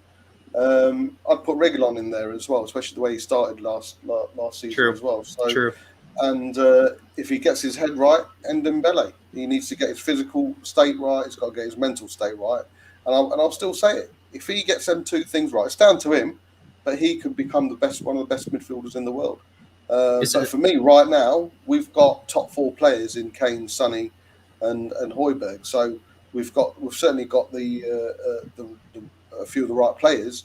With regards to formula is only a formula if you've got the right personnel to work in that formula. So that'll come down to the transfer. Window. So I think that's a good. I think that's a really good answer, Bob. Maybe to clarify, and I want you to come back after this. Is it what you're saying is we already, in a way, have plenty of players that could win us a title? They're already within our squad. Are you saying maybe just the key is, maybe the winning formula is just finding the right players that are really, whatever they call it, maybe those backstage kind of players, you know, whatever, you know, the backroom kind of players, the players, you know, behind the scenes that, you know, are not as much the star power players, but is that what maybe you're trying to say? Is it's just we actually have enough players to win the league to get us to Champions League football? It's just maybe the players that surround them that's where the issue is. I would definitely need to overhaul the players. There's no getting away from the fact that, you know, we need quality players to come in. I believe we've got a nucleus of players, i.e. a Rodon, a Højbjerg, a Sonny, and a Kane, where we need to, not if we can, we need to build a team around these four players. Get the right players in, that'll equate to a winning formula, guaranteed. So we need to. That's what we need to do. But we've certainly got a nucleus of really good quality players who deserve to be in the top 4 team. So, yeah. I like that answer. Yeah, David. Yeah, I just want to read this comment from Rob Coyne, and then I actually have a quick question just for Bob, and then we'll read the super chat and pass it over to Kieran. Rob Coyne says, and I'd sell Winks, Lamela, and sign a playmaker and a striker. Can't leave Kane to do it alone for the 6 seasons. No wonder he's fed up. He's carried us the last 5 years and was getting paid shit. Ian, pay Kane. 100%. Big up. Great comment, my man. And then just my quick question to Bob is, I keep hearing, like, look, I keep hearing all this ifs and buts, and this isn't aimed at you, Bob. This is just something I've just picked up, because I hear a lot of us saying, oh, well, if we can get the Celso to do this, and we can get Ndombele fit, we can get Ali back to his best, and we can get Doherty going, and this, that, and the other. It's all ifs and buts. How long do we give these players now? And like I said, this isn't a swipe at you, Bob. It's not. It's something I hear a lot of people saying. I say it sometimes myself, you know, especially about Ndombele. It's all ifs and buts. But how long do we give these players now? Because we can't build a culture where it's like bringing these players in and giving these all ifs and buts and never really getting anything out of them. How long should we be giving these players now to thrive? I think it depends on which player. I mean, Ndombele, for me, because the quality is there, it's very unlikely he's going to be selling the likes of Ndombele and Ali, although there's an argument that we should get rid of Ali. But it's very unlikely he's going to be selling the likes of Ndombele and Ali. There's players who must go straight away, likes of Winks and so forth. But with Ndombele, he needs to. It's up to him. He needs to start performing. Yeah. And if he's not produced it by Jan, I'll certainly start thinking about, right, we need to, it's not going to work here, let's move on. And the same goes for Ali as well. But there's definitives as well, isn't there, Dave? There's quality in Sonny, there's quality in Kane, quality in Højbjerg, and for me, Rodon's in there as well. So we've got a quality nucleus of 4 players there who we need to build around. And the only exception I'd make in the squad currently is the likes of Ndombele. Ali, mate, there's a to and from. I think the difficulty what some Spurs fans find with Dele Alli, we've seen him at his best, and that's why it's so difficult for us to let him go. We've seen him what he can do, and we hear his shit chat at the beginning of the season. We all fall for it, but again, he's not going to let Ali know. If Ali wants to do something, he needs to prove it, and he's got till Jan. I'd go to him and say, Ali, you've got till January to prove that you've changed, you're going to become that person that you're saying. Because if you don't, sorry, mate, we're going to loan you out in Jan. This is the time for him now. It's all very well chatting. And that's the only reason, because we've seen Ali, what he can do. That goal at Crystal Palace, just an example. Yeah. We've seen what he's capable of. That's the only reason why he gets an exception. And with Ndombele, I mean, he's done things on a football pitch that I only saw Gaza do. Honestly, I mean that. The way he takes on ball and take on players, I've only seen Gaza ever do that in the Tottenham shirt. I've not seen anyone do it since. Ginola, he was a different kind of player in that midfield role. Yeah, that's why he'd get an exception from me personally. He needs to get this right, and he needs to get this right, and it will be. He might be okay. Can I just touch on this question as well, David? Because I am someone who said, with some players like maybe we'll give them till January. I thought you were going to say I'm one of them people who've seen Dave do it as well, like Gaza and Ndombele. Sorry, now. Oh, right. No. Now, look, for me, the reason I say, some players, well, look, give them till January or give them this season is because I look at it and I think there is so many players from the starting 11, the subs and third choices that I look at that I say that person probably needs to go, or that person could go, or I would sell that person if we got decent money for them.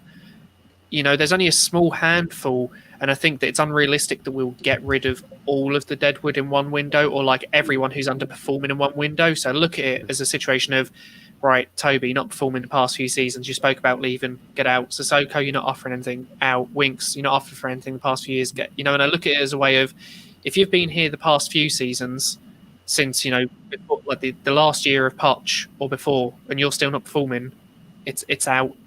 Whereas Ali as well, then, Kieran? You put Ali in there as see, well, mate. I said before we should wait till January. January has like 10 good games when a new manager comes in, and I think with stadiums coming back, even if he has 10 good games and he starts to disappear, we'll probably get a bit more money than we would have before from him, because people will look at the recent form and go, oh, well, he's had a few good games here, and they might think they can. Someone might take a punt on him, thinking they might be able to get the best out of him. So that's how I feel about that. But I'm more leaning towards a sell, because, like you said, we see it every season. Like, yeah, look, I'm going to come back and I want to be better than I was before, but it never really happens. And look, he's got a nutrition team and whatever now on board that he didn't have before. So look, maybe he's taking it seriously. And before, it was all just he say, she say. Could be Kieran. Yeah. Could be, but what I will say as well is, like, it could be Kieran, but Fortnite players, they have to stay in good shape as well, so maybe that's what it's for. Maybe the fitness trainer is just, and the nutritionist, it's for the Fortnite playing, it's for the late night video games. But yeah, need to get to the super chat here from Mari from That Football Show Spurs Edition. He says maybe we can get Hassam Aouar from Lyon for £30 million and he can create from the midfield, and he's played with Tanguy before. If we could get him for £30 million, I mean, that would be unbelievable. I haven't actually checked up on the Aouar kind of news. It seems like he's been going to Arsenal and other clubs the whole time. I haven't seen him really rumored with Spurs. But believe me, I would absolutely take him. To be honest, though, the issue is I do think if we were to take him, we would have to get rid of the likes of either Gio or Delhi, because I do think we would just have way too many players that are too similar to each other on the pitch with the likes of Alwar, Tanguy, Delhi, and Gio. But David, what do you think of Mari Super Chat here? I mean, Alwar, would you take him? Yeah, I'd definitely take him. He's a player I like. I think he's a very talented boy.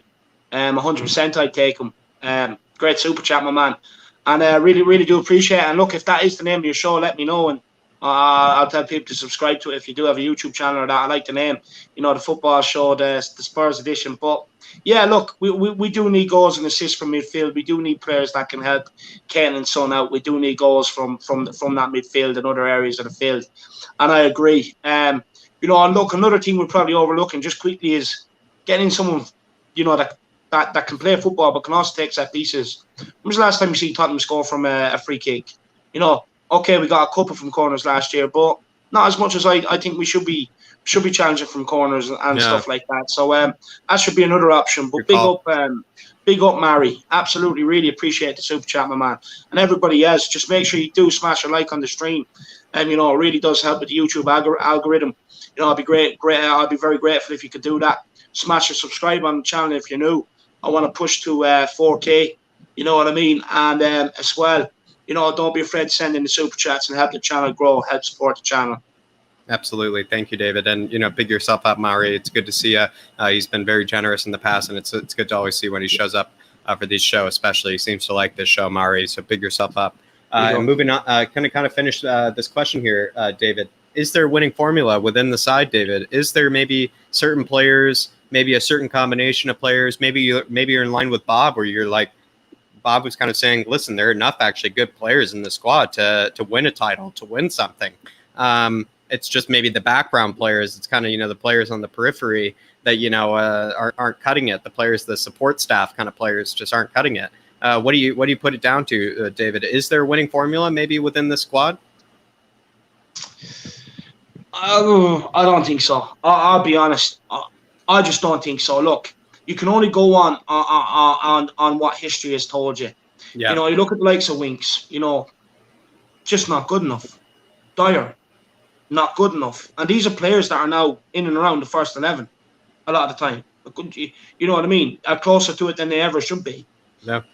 Doherty we brought in, performed one game last season, again, last game of the season. Yeah. Aurier, just what you're going to get from him. Reliable donkey. You could be on the verge of winning something, but you can rely on Aurier giving away a penalty or something, or the free kick like in the League Cup. Then you move into midfield. You just don't have the players who are comfortable enough on the ball for me. And you have Højbjerg, but with Ndombele, with Lo Celso, it's all if and buts. From what I've seen and what they've proven to me, they just haven't been good enough. They've been given the chance. They haven't took it. Okay, you look at Kane's son, perfect. You know what I mean? Then you look on the right wing, Bergwijn. It's an if and a but. You know what I mean? You don't know whether he's going to cop on and start performing or not. So for me, I don't think there is a winning formula because there's too many players that they're just not consistent enough. Look, I'm not looking for 10 out of 10s every week. Well, at least give me a 7 out of 10. You know what I mean? We just do not have the players. We have a very weak-minded squad. They let too much of the outside noise get to them. There's not a lot of togetherness there. I think there's not a lot of good players. It's all if and buts for these players. And this is why I said we need a transfer window. We need 2 transfer windows to put it right, because I genuinely don't think there's a winning formula. I could sit here and make one up, but then I'm bringing in players and it's all if and buts. You don't know whether they're going to perform or not. And judging on past, they haven't performed. Completely agree, David. Completely agree. Before Kieran comes in here, and maybe Kieran can chime in on what I'm saying. Maybe what I'm getting from David here is it seems like maybe there's just too much poison almost, maybe around some of these players that Bob was describing earlier. Bob was saying, right, there are plenty of fantastic players in the squad that you can easily build the team around, that you can easily even win something around. But there's actually seemingly this poison as well surrounding these fantastic players that are not only hurting them, but just hurting the entire mentality, the entire culture, and everything else. And maybe that's what David is touching on. At least that's what I would actually say, is that there are plenty of good players to win a title, to win something within this team. But then it just seems to be those periphery players, those players that also fill out the rest of the squad, that just seem to be absolute poison to anybody trying to succeed or try to have any sort of succeeding or, just winning mentality at all. Yeah, Kieran. Well, I was just going to say, I don't think we do have a team that is able to win anything there. Yeah. Like, I know as Tottenham fans, we want to see it, right? But we've got to Champions League final, we got to the Carabao Cup final. Yeah, look, we were underdogs in both of those, in terms of when it comes to odds and things like that. But you got to think, how many of these players are the same players that were under Pochettino? Pochettino was like 3 years ago now. It's not like it was the last season. We're talking 3 years ago coming up now. But not only that, Kieran, a lot of these players were there for a lot of Pochettino's tenure as well. So you're probably talking about 6 years, 7 years. Yeah, and that's what I'm trying to say. Like, about 75% of that squad, that's kind of the ones that are competing for those first team spots, all those bench spots are ones that were under Pochettino. Like the back line alone, Alderweireld, Dyer, Sanchez, Aurier, and then you've got, obviously, on the left, Ben Davies as well. You move up the pitch, you've got loads as well, Lamella, Lucas, whether you think the players are good or bad, near enough all of the team is still the same that it was with Pochettino. We did bring in some players with Mourinho, I don't think we've got a team that can challenge for the top four. I don't think we do as well. I think what I was trying to say is we've got 4 players there who can easily get into a top 4 team. That would be title-winning players on other teams. So the likes of Højbjerg, Rodon now, and Sonny and Kane, these are the 4 players who we need to build a squad round, because we have got these 4 players who are capable of playing who are worthy of a top 4. The rest, like I say, the only exceptions I'd give is Ndembele and Ali, but everyone else, we need wholesale changes. So we're fortunate that we have 3 or 4 players in our team who can propel us to that top 4. We now need to complement those 3 or 4 players by bringing the right personnel in, and then going back to Jack's, getting that formula in place where we can challenge for the top 4. I 100% agree. And like we were just saying, like the amount of players that were still under kind of Poch, right? You got to think that we're talking about, the back line. We brought in Reguilon, Doherty, and then Rodon, and obviously Tanganga's come through under Mourinho through the youth academy, but obviously he suffered with a bit of injury problems. The seasons that he's had with us since coming up to the first team. So realistically, you've only signed 3 of a potential back 4, potentially back 5 that Nuno will play, that are still the same people that played under Poch, and it's like, it's not even like, oh, those people have just moved to like the 3rd choice, we don't really play them anymore. It's like, no, they're still in contention. They're still starters or second choice players. And realistically, we should be looking going, right, they failed under Poch, they failed under Mourinho. Hang a second, surely there's a bit of a common theme here. Mourinho said it, not that I think Mourinho was, our saviour, Lord Jesus Christ, we should, bow down and praise him for what he done at the club, because, obviously he could have done better in certain situations, but he said, same manager, different players. And the thing is, you look at the players and there is a common theme. 2 managers have failed with these players, but they still seem to be given a chance. And that's what I meant earlier. You look at the ones who have failed under the 2 managers, they should be the ones we look at getting out now. The ones that have just come in under Mourinho are the ones you could maybe say, look, maybe we give them another season because they've not had as long. You want to get out the proper deadwood that's been there way too long out first. No, I agree. Look, I fully agree with you. And look, this is something I've been saying for a long time. We need to stop making excuses for these players. How many more managers are we going to give them and keep making excuses for them? And Nuno will go on Harry Winks and Dyer, and people still be saying, "Oh, well, under this manager he can do this," and it's just like, when are you going to get it? He just can't do it. You know what I mean? When are you going to wake up? And I'm glad so many people are waking up to the fact. You can't keep throwing managers under the bus with these crop of players. At the end of the day, you just have to look at the common denominator. I've said it so many times, even when people want Mourinho sacked. Look at the common denominator between, Mourinho and Pochettino and the players. The common denominator is the players. It can't be always the manager like we always try to make it out to be. And I get it. Look, we want to be sentimental. We want to support players. No one wants to speak bad about the club. But I also believe in honesty too. Honesty is the best policy. So look, let's start cutting the crap with these players. Let's stop giving them slack. Let's stop giving them slack. At the end of the day, until they start performing, Hey, look, if they performed and have a couple of bad games, you give them slack. When they keep giving you shit and serving it up the way they are and forcing you to fucking eat it, and then cut the dead one. I'm sick of it. Cut them out, get them gone. Football is one of the most ruthless businesses out there. It's about time we fucking took that mentality too and start rolling with the big boys. Absolutely, David. I completely agree. And as well as like sometimes maybe we do forget that the manager is just one man trying to control 28 different personalities, 28 different players, 28 different talents on the team. And as well, you think about it, and it's just one player that we're talking about, like one player we need to cater to. Oh, no, he needs to listen to Deli more. Oh, he needs to cater to Gareth more. Oh, whatever it is. And you think about it, it's like the manager has 28 other players he has to think about. The manager can't always just cater to whatever player's personality, whatever player's preferences, whatever player's laundry detergent that he prefers, whatever it may be. He can't. He has too many players to deal with, and so when you really think about it, David is exactly right. He's exactly right. We can't just be blaming the manager every time. Sometimes you do just have to look at these players and just realize that they are delusional and they need to just step it up. And if they don't want to step it up and they don't want to improve and they don't want to get back to winning ways or a winning mentality, and to be honest, there's the door. And to be honest, I think if anybody loved the answers from Bob or Kieran there, I think Bob especially gave a fantastic answer to this question. So head on over to Bobspur. He's already said there below, it's coming home. So if you're also in agreement with that, no better reason than to head on over there. Bobspur, I think, gave a terrific answer to this last question. Same with Kieran as well. I will say Kieran gave terrific feedback as well to Bob's question. Or to Bob's answer, sorry. So Kieran as well at Let's Talk Spurs. Check them both out. I do think you guys gave great answers to that one. This one, I'm going to go to Kieran Irish here. flag on you, Kieran. You've got the Irish flag now.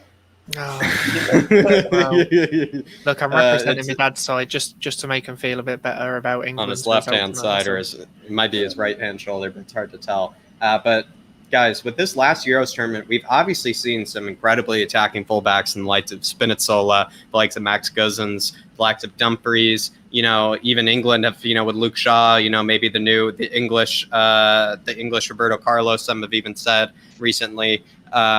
What do you guys make of maybe the attacking fullbacks? And obviously with attacking fullbacks, that's going to be very prevalent in Nuno's system, in Nuno's style of play. What do you guys think in kind of the attacking fullbacks? Are we allowed, basically, I'm going to get to this, are we allowed to have two very attacking-minded fullbacks on the pitch at the same time in the likes of Doherty and Reguilón? Do you guys think we could pull that off, be able to play Reguilón and Doherty at the same time? Because, some of these other teams, it seems like they have one very attacking one very defensively pragmatic one. What do you guys make? Is it possible to pull off both at the same time? Am I being kind of ridiculous? Like maybe we've always been able to pull off both, attacking fullbacks? What do you guys think? I think you can. I think look, if people can compare it to the Euros and five at the back doing well in the Euros, I think it's a slightly different story with that because you're talking about international teams that don't have as long to prepare. It's not a whole season. They have to, sort themselves out and find their best team, whatever. So five at the back kind of gives them a little bit more strength to maybe not concede a goal. It gives them a little bit more solidity.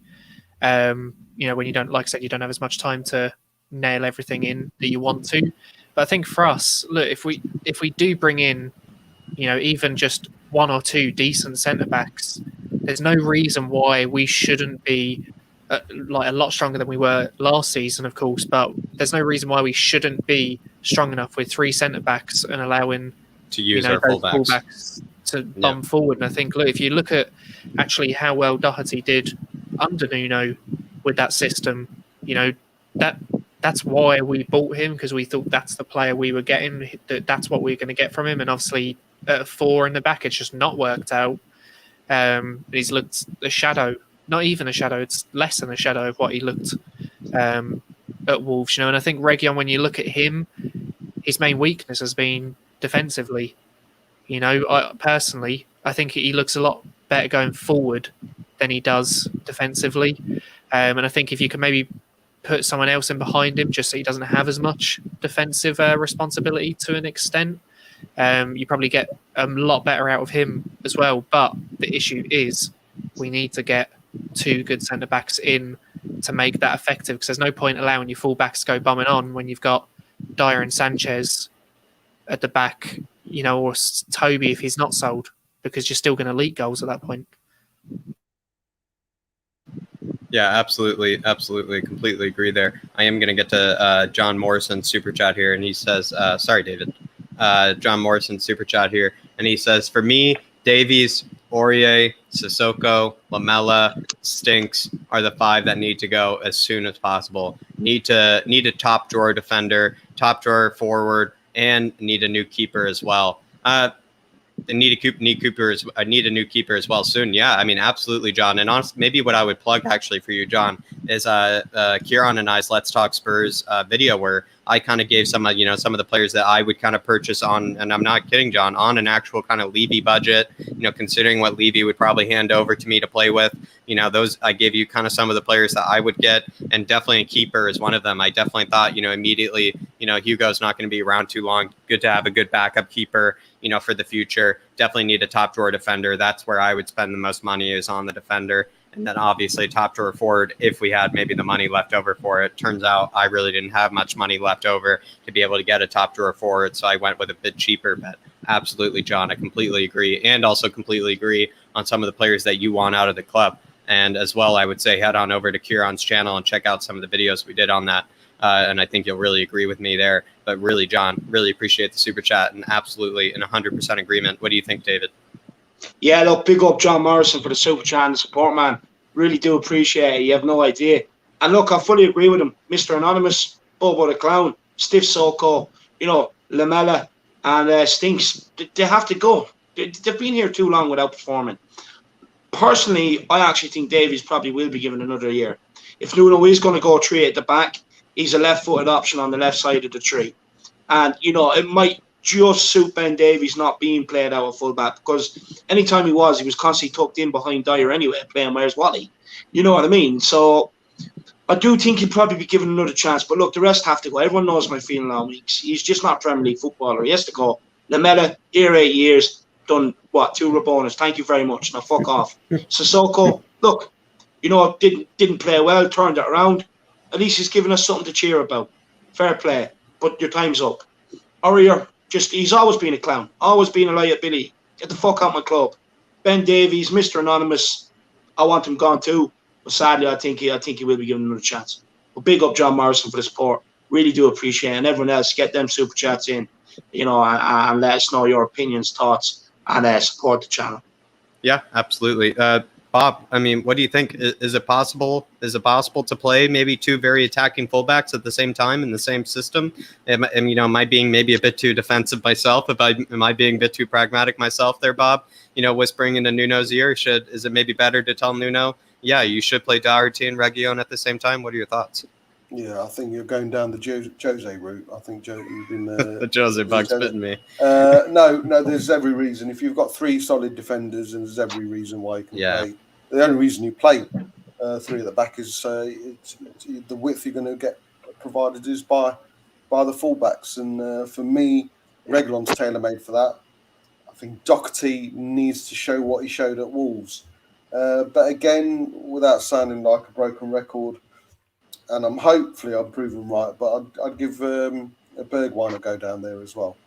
I think when we was early on last season, when we were playing Aurier down the right and Bergwijn was playing down the right as well, he literally played in the right back position anyway, the amount of time he covered for Aurier. So there's something that says in me that he'd make a really good attacking right wing back, and he's certainly got the stamina to go up and down.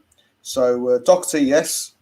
But I'd certainly love to see Bergwijn. And I said this when we were supposedly getting Conte in, seeing what he's done with the likes of Victor Moses and Ashley Young.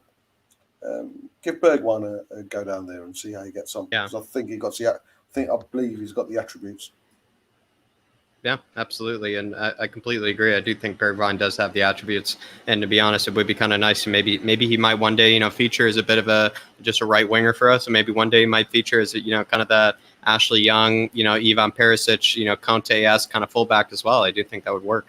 That could be interesting. David, maybe Bob is right. Has the Jose bug bit me a little bit with this question? Is it kind of a little crazy to Am I being crazy by thinking you can't play, 2 attacking fullbacks at the same time? No, I think you can. I think you can get away with it. Look, you can play two two wing backs if you're going to allow them to get forward, but then you have to get one of the midfielders to drop and compensate for it. So you're still going, you know what I mean? So look, I think the whole idea of playing three at the back is because when we were playing the 4-2-3-1 under Pochettino, we were allowing both fullbacks to get really high up the pitch.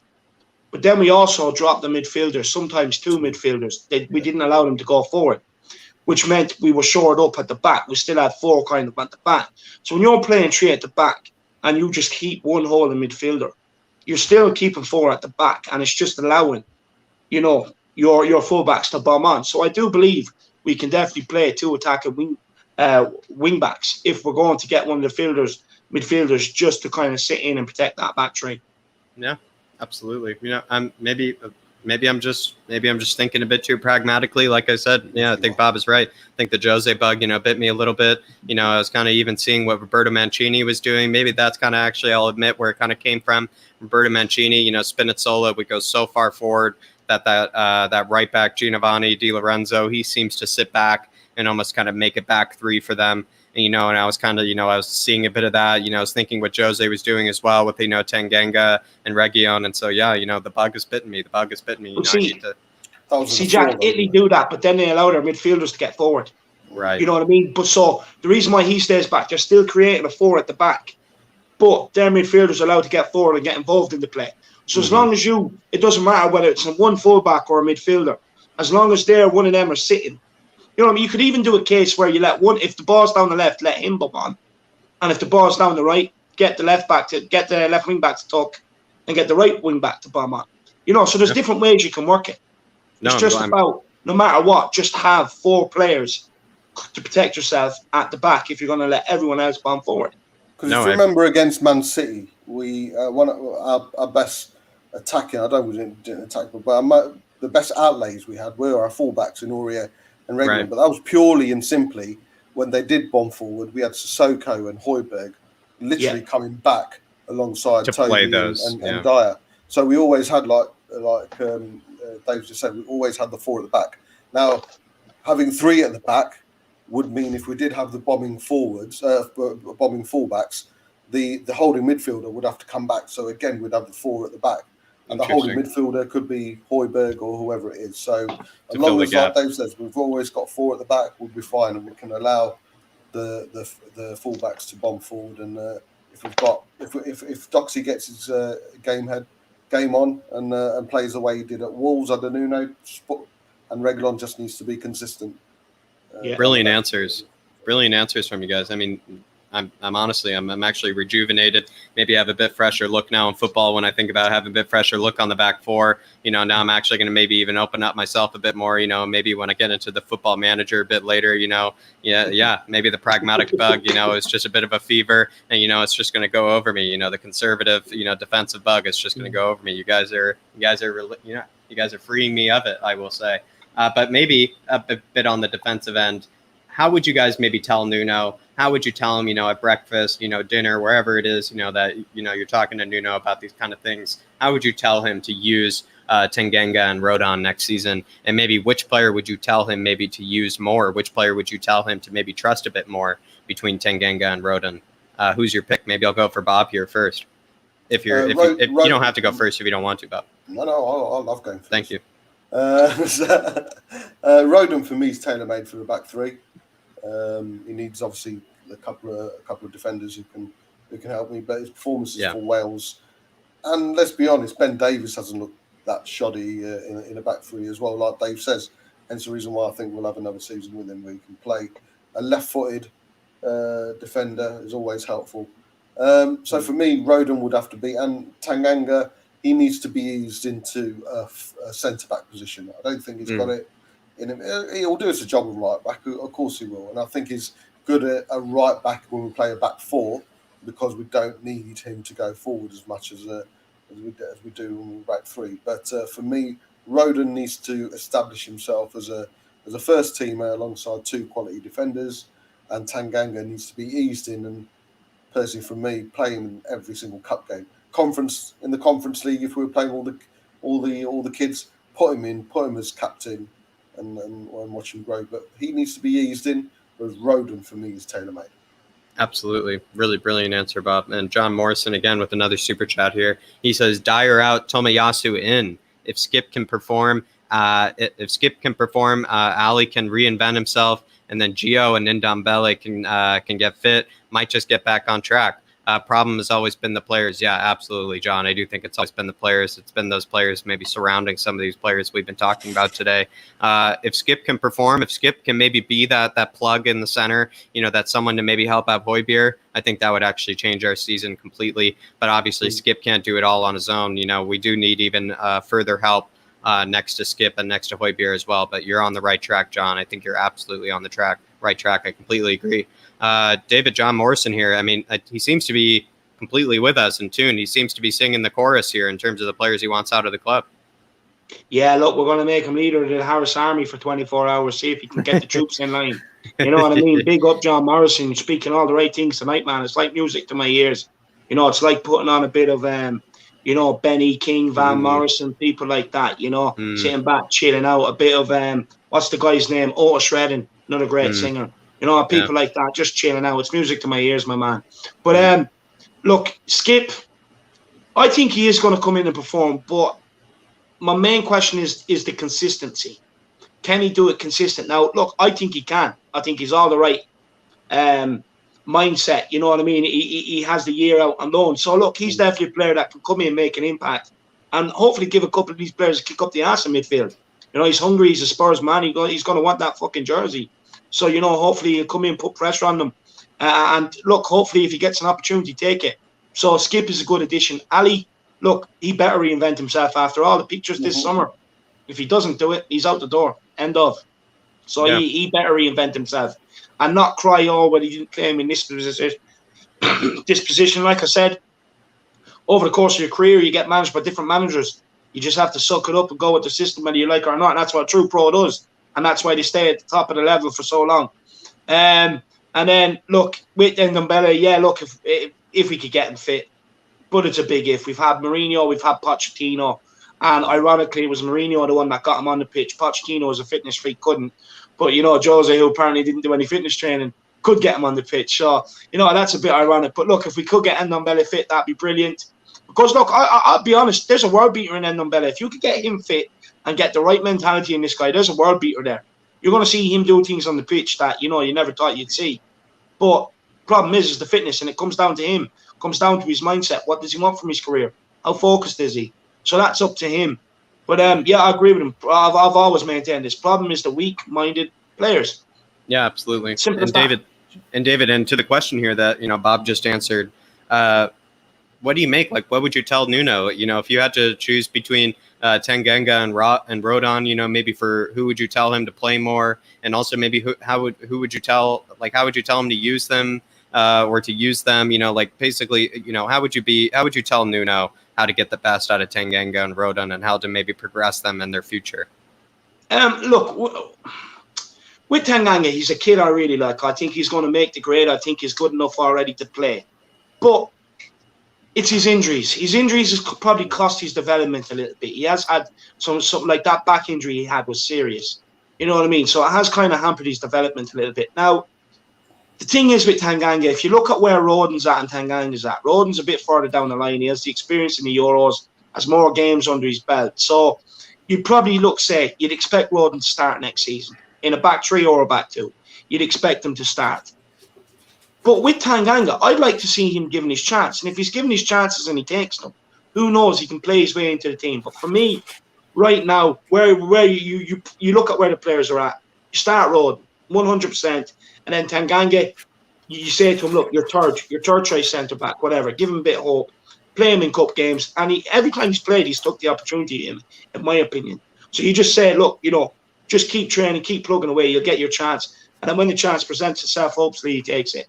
It's just where the two players are at. Yeah, absolutely. I think it is where the two players are at. And there is a bit of that age difference. And like you cleverly said, there is a bit of that also experience difference that even is actually now the case between Rodon and Tanganga. So I do agree with you there, David. Kieran, I mean, what would you be telling Nuno? Maybe, over dinner, maybe a bit of lunch as well, maybe even a Sunday brunch, where you guys are enjoying a bit of mimosas, maybe happy hour with Nuno. what are you telling him? What are you telling him? Who are you telling him to maybe build the team around? In terms of the future, who are you telling him that maybe you might trust a bit more? Who are you telling him might be actually the starter of maybe those younger center backs? Like, how would maybe you even tell him how to use them? Maybe at the same time, what would you tell him about Nuno and Rodon? Look, I'd probably, if it's a case of who would I start out, maybe one of those two of Rodon and Tanganga, I'd probably maybe start off with Rodon, just purely for the fact that he's got a lot more experience playing at men's professional football, not in the academy and youth levels. He has, obviously it's a championship, it's not the Premier League, but he did have experience playing even there. Other teams, and even he's come into the Premier League and he's had a few games under us. So I think he has just a bit more experience playing at that kind of, I suppose, higher level than Tanganga. I think, like David said, Tanganga's issue is his injuries. If he keeps on with his injuries that aren't like little, okay, he's out for a few days. They're injuries where it's like, right, okay, shit, he's out for the next 2 months. Yeah. And I think that's the issue. And I think he's like, obviously I don't want to compare them as players and how good they are, but in terms of their injuries, I always say it's similar to Ledley in the fact of you got a player that you can clearly see there's something there, but the problem is that injuries hamper the player.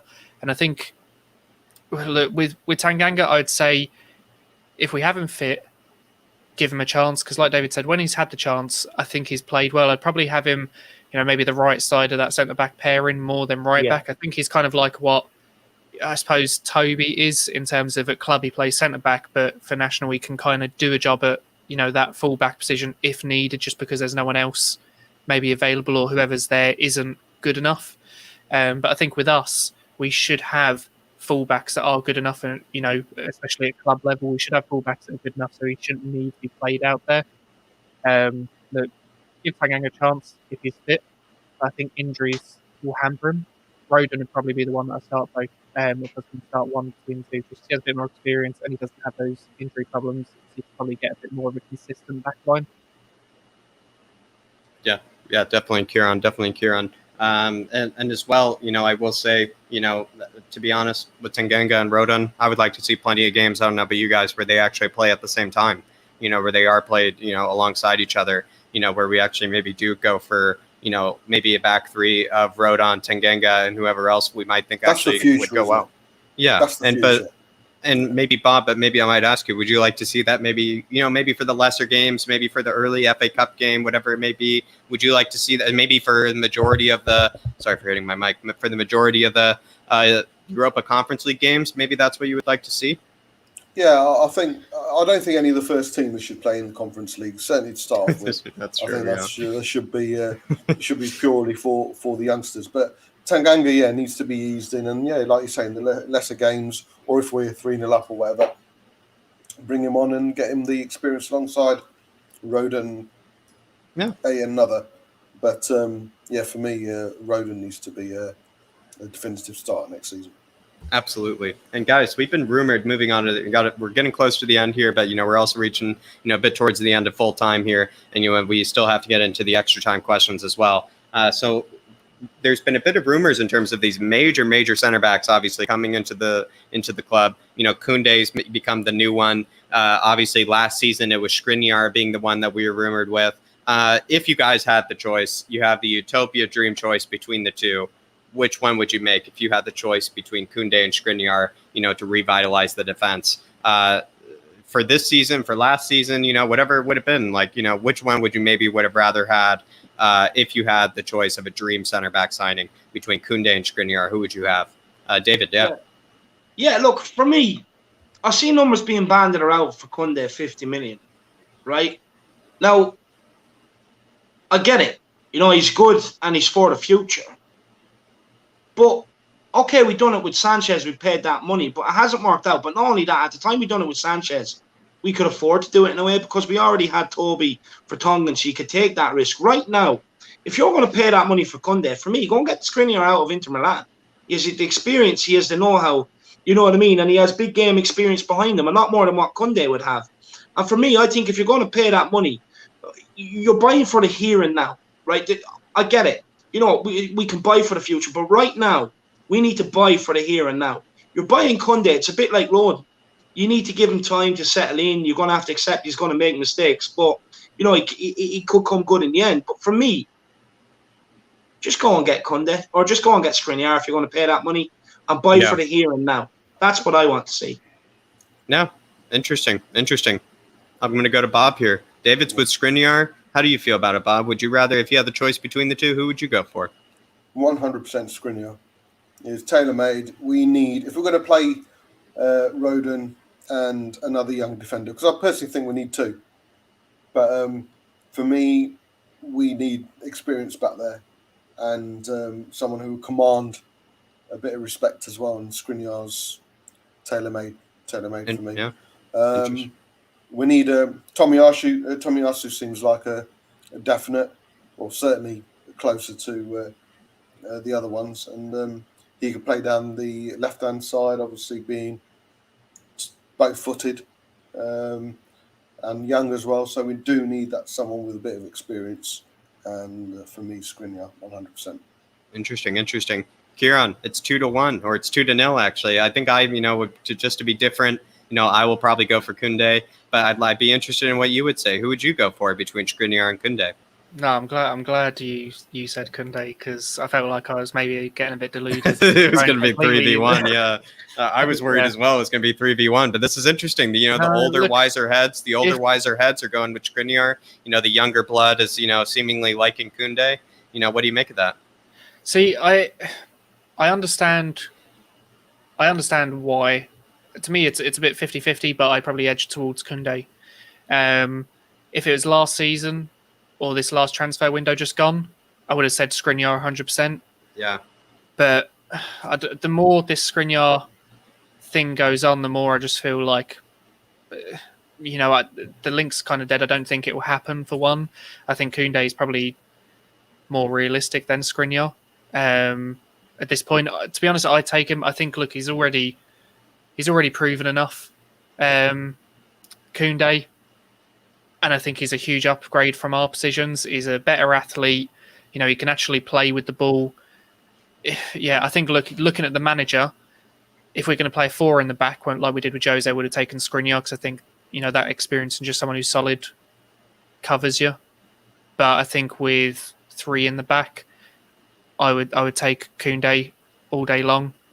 And I think, look, for the price you're going to pay for him, 50 million now, next season that's going to be 70 million for me. Like, for what you pay, yes, Skriniar would instantly kind of bolster your defence, but so would Kunde.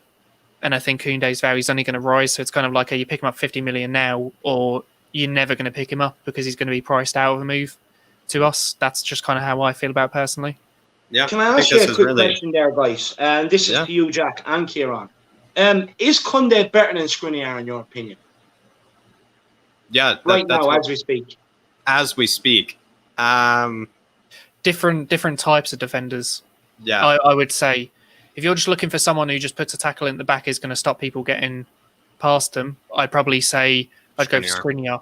Yeah. But if you're saying that someone who is going to play more to what is asked of more common centre backs or modern day centre backs, in inverted commas there, I'd take Kunde, because he is someone who is physically very, very athletic. He is strong, he is fast, and he can play out from the back, and he is good with the ball at his feet. So that's why I feel like I probably edge more towards Kunde. Skriniar's turning 29 this year, which I know people play into their 30s now, so that's not necessarily too much of an issue. But I just think, look, I hate saying, one for the future, we've got to think of the future. But to be fair, we kind of do, when you have the option of Kunde for that price, I feel like you got to take it, because otherwise it's not going to be there in the future. We won't pay 80-90 million for him next season when he's had another good season. So I just feel like, look, that's who I'd go for now, because otherwise we miss it completely. I think maybe what I might add as well is, like, it might be a bit better of a Levy signing, you might say, just because Levy will absolutely be licking his chops in terms of the returns that he would be getting from Kunde, right? Like Kieran said, he'd be spending 50 million, but I'm not even kidding. If Kunde has one good season in the Premier League, it turns into 100 million the next season, and then it just almost doubles again, where he might even become, one of the best center backs in the world, and then we would have one of the best center backs in the world on our hands, and it would kind of turn into one of those maybe Modric, Gareth Bale scenarios again, which is what Levy would want. It is what Levy would want, would to be able to have one of the best players in the world at his disposal that he could sell on to the likes of Real Madrid or whatever in the future. And so maybe for Levy, you would say it's a better signing. But yeah, like Kieran had said though, with Skriniar, he's maybe more of your conventional defender. He's more of your typical defender. Maybe what we've been seeing with how brilliant Chiellini has been, with how physically dominating he's been, with how much he's getting into players' heads as well. With just how physically imposing he is. That's absolutely what Skriniar would provide, and Skriniar would provide a bit of stability. But I would say what I love about Koundé is, David, you're talking about tempo setters. You're talking about someone in the middle of the park to help out the team. I would say that is how good Koundé is, where Koundé could almost literally be that tempo setter as a center back.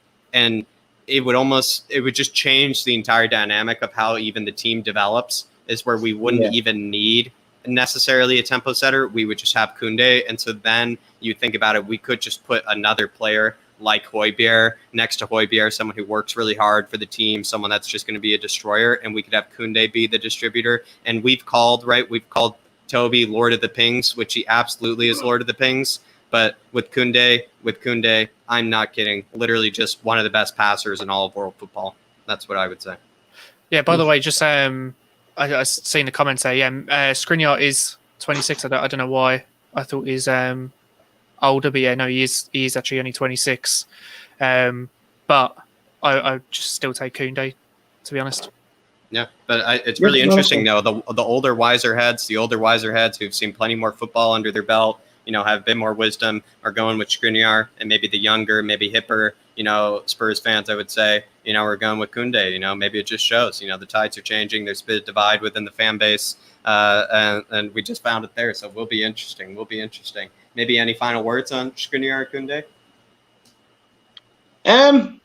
No, look, just for me, I do think we need to buy for the here and now. I do think we need a defender like Skriniar who will go and head things. How many we were vulnerable from set pieces last season, big time, and I just think we need, for me, Skriniar will be in the manager Viditro, and I do think we need that. We need that aggressive centre back at the back, because we are too nice at the back.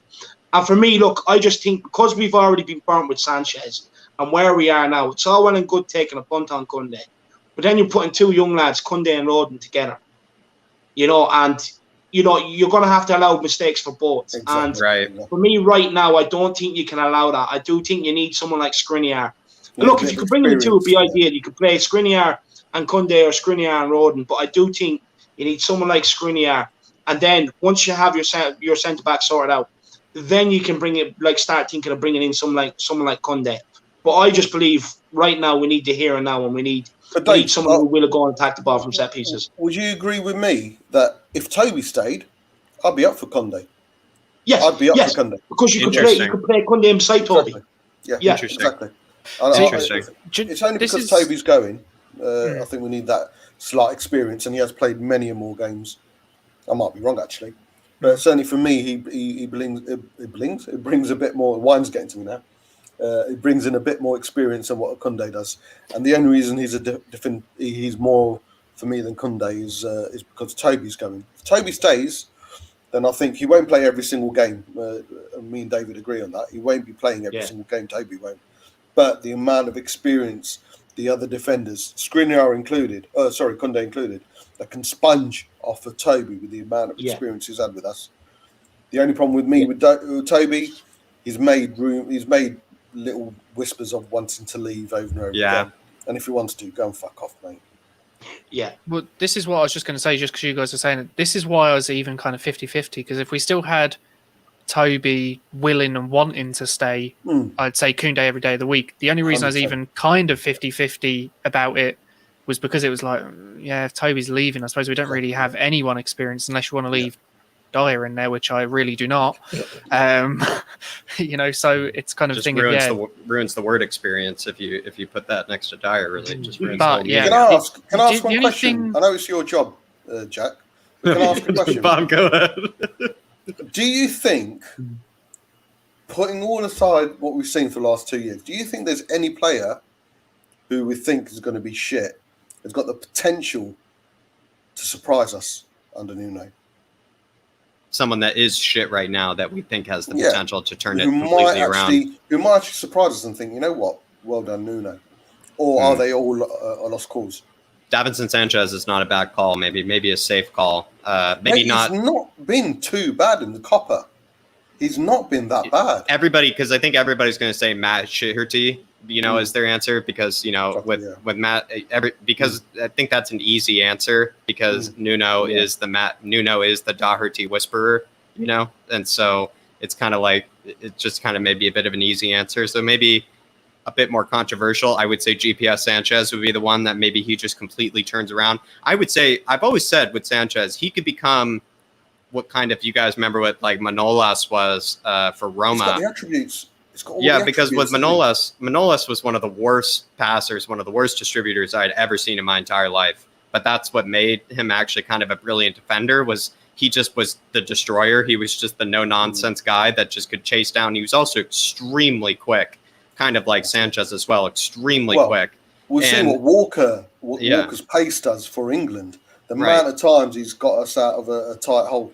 Today, exactly today. Yeah, and Sanchez has that pace with him. Unfortunately, he probably doesn't have that, believe it or not, defensive awareness that Kyle Walker has. So, yeah, I agree with you. Sanchez could surprise us. Just to touch on that, right? Because obviously I think Sanchez is probably the only answer, just especially because it's a 3 in the back. It's not. Yeah. It is a little bit more supported by the people around him. He's got someone to his right still, and he's got 2 more people to his left, maybe. And 2 people in his ear as well. If he makes a little mistake or someone goes past him. Yeah. So I think he, maybe he's carried a little bit more. And I think that's why, per se, like Doherty did well under Nuno, because he didn't have to do as much defensive work. He didn't have as much defensive responsibility because he was a little bit more secured behind him with the players and the amount of players behind him. Yeah, and I think I wouldn't even say Doherty, because I think Doherty has just had, he doesn't suit a back 4 system. He's not good enough for a back 4. He's good enough for a back 5 because he's allowed that freedom to go forward. But I don't think he suits a back 4, which was the issue joining us. And I think he just had a bad season in general. And I think he knows that. If you listen to what he said, it's not like Dyer where he's come out and he's going, oh, yeah, I've had a good season. I don't understand my criticism. If you look at the interviews of Doherty, all of it is, I've had a bad season. I know I've had a bad season. I'm making strides to improve and get back to where I was the previous season. So I think with him, it's a mixture of not fitting the system or not being good enough for the system we wanted to initially play him in, and the fact that he's just having a bad season on top of that. It's kind of like a mixture of, Jesus Christ, this guy looks awful, when realistically, I think it's just natural to think he would perform a bit better under Nuno because a system will fit him better and he might not have as bad a season. Yeah. I actually have a bit of a different answer to everybody. For me, I'm not going to pick a player, and I'm going to tell you why. Because for me, I think we have to be very careful here with this manager. Now, we can all sit here and hope that happens. The likes of Sanchez or Ndombele, Lo Celso, this, that, and the other. But I think it's very important that if the manager doesn't get anything out of them, we can't blame the manager, and we can't put that expectation on him that he is going to be able to get more out of them, because he's not Jose Mourinho, he's not Mauricio Pochettino.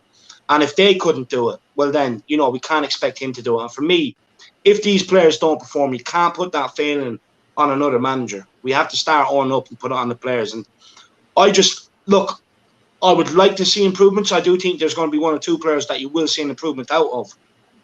But I wouldn't get your hopes up. And I don't think we should put that pressure on Nuno, because at the end of the day, a workman's only as good as his tools. That's it. If you've broken tools, you get mediocre work. It's that simple. Do you know what? For me, I just think it's all. I think we have to be careful with that, just because we can't just keep blaming the manager. We can't expect him to come in and get better out of Sanchez and Dele when 2 of the world's greatest managers haven't been able to do it. But David, maybe just to counter you, maybe I just might argue, maybe Sanchez maybe is a good tool, David. He just got left in the water, a little bit of rust got on there. He looks like he's a bad tool, looks like he's not worth anything, but in fact, he just got a little rusty, wasn't really treated by the proper owner. and maybe actually just a little bit of polishing, he actually might be the good tool that he originally was, like a Black & Decker, a Coleman, what do you think? Look, for me, with someone like Davinson Sanchez, right, he has all the attributes, but I'm sick of people saying that he has all the attributes. He has pace, yes, but it's no good having pace when you don't know where the ball is. How many times last year has he been caught out with balls over the top? Now, it's all well and good having the pace to be able to get back and cut them out. But the guy doesn't know where the ball is. And that's why I gave him the nickname GPS Sanchez. Because he does need a GPS tracker on the ball. He just doesn't know where it is. Look against City. All the pace to get there. What did he end up doing? Eating the penalty spot. You know what I mean? Face first. Because, again, he just doesn't have awareness. Now, someone like Davinson Sanchez, right? They come through the ranks because they probably developed into a man quicker than everybody else at that underage age group. He had all the attributes, and someone gave him a chance. Now, obviously, against Ajax, he took the you can say he took the opportunity. But eventually, along their careers, they get weaned out because there's certain stuff they don't have that you just cannot coach them, which is awareness. The guy is clumsy. You can't coach that out of a player. I'm sorry, you can't. You're either neat and tidy and you have the awareness and you can defend, or you have all the attributes but you can't do it. It's like this old saying: he has all the gear but no idea. So he has all the attributes to be a great defender, but doesn't have the brain to do it. Sorry to interrupt you, David. So I think there's a bit of difference because obviously when Jack asked that question, obviously you've obviously said, I don't think we should be putting pressure on Nuno. I'm not necessarily putting pressure on Nuno as thinking we can definitely get something out of Sanchez. I'm just more thinking of it as is there anyone I could potentially see that? No, I get that. I'm not saying you're putting pressure on Nuno. I don't think he would. Oh, yeah. I don't think he will get the best out of some of these players because I think they are gone past it, right? The only reason I said Sanchez is because with the back three, it's he might be very bang average, maybe just under average, but when you've got other players playing beside you that can kind of help clear up for your mistakes more than they can in a back two centre-back partnership, that's the only reason I can see him, doing better. But do I think he's good enough? No, I still don't think he's good enough. I still think we should be getting better than him. I think with Ajax, he wasn't even proven with Ajax. It was just someone that was just he looks like maybe he could be decent. And I think it's a different situation to Koundé or Skriniar. The big thing with Koundé and Skriniar is I still don't think we'll pay the 50, 40 million to get them. And that's the sad thing because I think we're looking damn, these two centre-backs, we can go out and get them for these price tags. The sad thing is we won't pay the price tags to get them. And just quickly, I wasn't digging you out. I was just coming up with a different answer. No, you weren't. I'm just saying, we can sit here and say, oh, can he get better with this player? Can he get better with that player? Ultimately, if Jose Mourinho and Mauricio Pochettino fail, we can't expect this guy to be able to come in and work wonders. He's not as good as Mourinho. He's not as good as Pochettino. So we can't ask him to start doing this. You know what I mean? At the end of the day, you just have to face it. Some of these players are no good, too rich, overgrown fucking man children. And that's it at the end of the day. And just another comment here from What's the Story. Says defenders would be piss poor if they haven't got a midfield in front of them. That was a big problem last season. Hopefully we can pick up a couple of different midfielders soon. No, look, 100%. I was actually saying that a bit earlier on in the stream. So go back and check it out. I was actually saying that. So you'd be no, I don't want to go down the whole Jose route, but regardless of shit players, there were many things. It did turn into a bit of a Jose Mourinho show, which I had the most problem with. But we've always had shit players. We've had a shit board, and Jose was never going to be successful with that without the right backing. My problem with Jose was the fact he got other things wrong as well. But with Nuno, the only thing I hope he just manages to bring a certain way of playing to the team, certain identity, certain way that we know when we talk about when we do the pre-match pump, when you do the pre-match pump ups, and we'll sit here and we talk about, we do reviews, previews, we know instantly 3-5-3, whatever, 5-3-2, whatever, we know instantly, and we know exactly who's going to be the first 4 or 5 people on the team. And that's unfortunate that Jose never got that, unfortunately. For his own reasons and through the shit players. I just hope Nuno manages to do that somehow, at least get us a definitive starting way of playing and starting formation. And that's all I hope for. But ideally, all I want to see is progression. And just on one more thing you said there, Bob, on the Jose thing, just before we do go into extra time, quick answers, we'll knock them out and we'll end off, because I'm conscious of letting you guys go to bed for work in the morning. But on the Jose thing as well, another thing, look, you can't deny it did become a bit of a Jose show, Bob. But us fans, a lot of fans helped that, because they turned everything into a Mourinho problem. You know what I mean? If Dele Alli went off sulking, what's Jose done to him now? You know, and this is the thing. We got into we helped make that, because we created every issue a Jose issue. If we brought on Dele Alli, it's like, why didn't he bring on Vinicius? If we brought on Vinicius, it's like, where's Dele Alli? Why didn't he bring him on? So we can't fall into that trap of doing that with Nuno too. We have to let him be able to make his own decisions and back him on these decisions. If he sees something in training and they're being children in training, by all means, drop them. I'll fucking back it. You know what I mean? And that's the thing. We have to be able to let Nuno make his decisions without going, oh, he done this, why didn't he do that? We have to try and see what the guy's trying to do. We have to try and back him. And if he makes calls, we have to accept it, especially when it comes to likes of Winks, Dyer, Dele Alli, players like that who have not performed in 2-3 years. We have to back them. We can't, because look, a lot of these players were able to hide under Jose Mourinho for a lot longer than what they should have ever been allowed to. You know, because everyone was like, oh, you know, well, he knows Winks needs a fucking pat on the arse every time he goes out and plays. And it's okay, I get that. But, like, you know, you're saying this about every player in the team.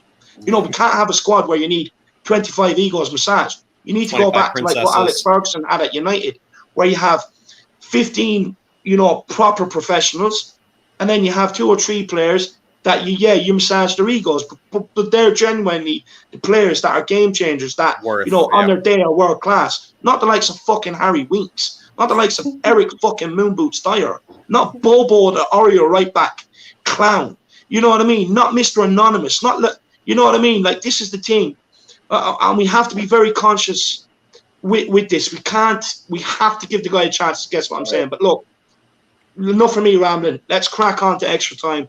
Nice short answers, and let's get these questions out. Fantastic answers from both of the lads here today, David. And yeah, let's move on to extra time. They deserve to be, you know, put to bed. You know, they've gone through the works of these tough questions. So let's just put them. Carry on. well, there it is. But, you know, Bob, I'm going to come to you here then. You know, just because you brought it up. You know, who's maybe, you know, on your day off, Bob? Who's the player that maybe you would? Let's say, Bob, you know, you're taking a player out. You're picking up the bill. You're picking up the tab.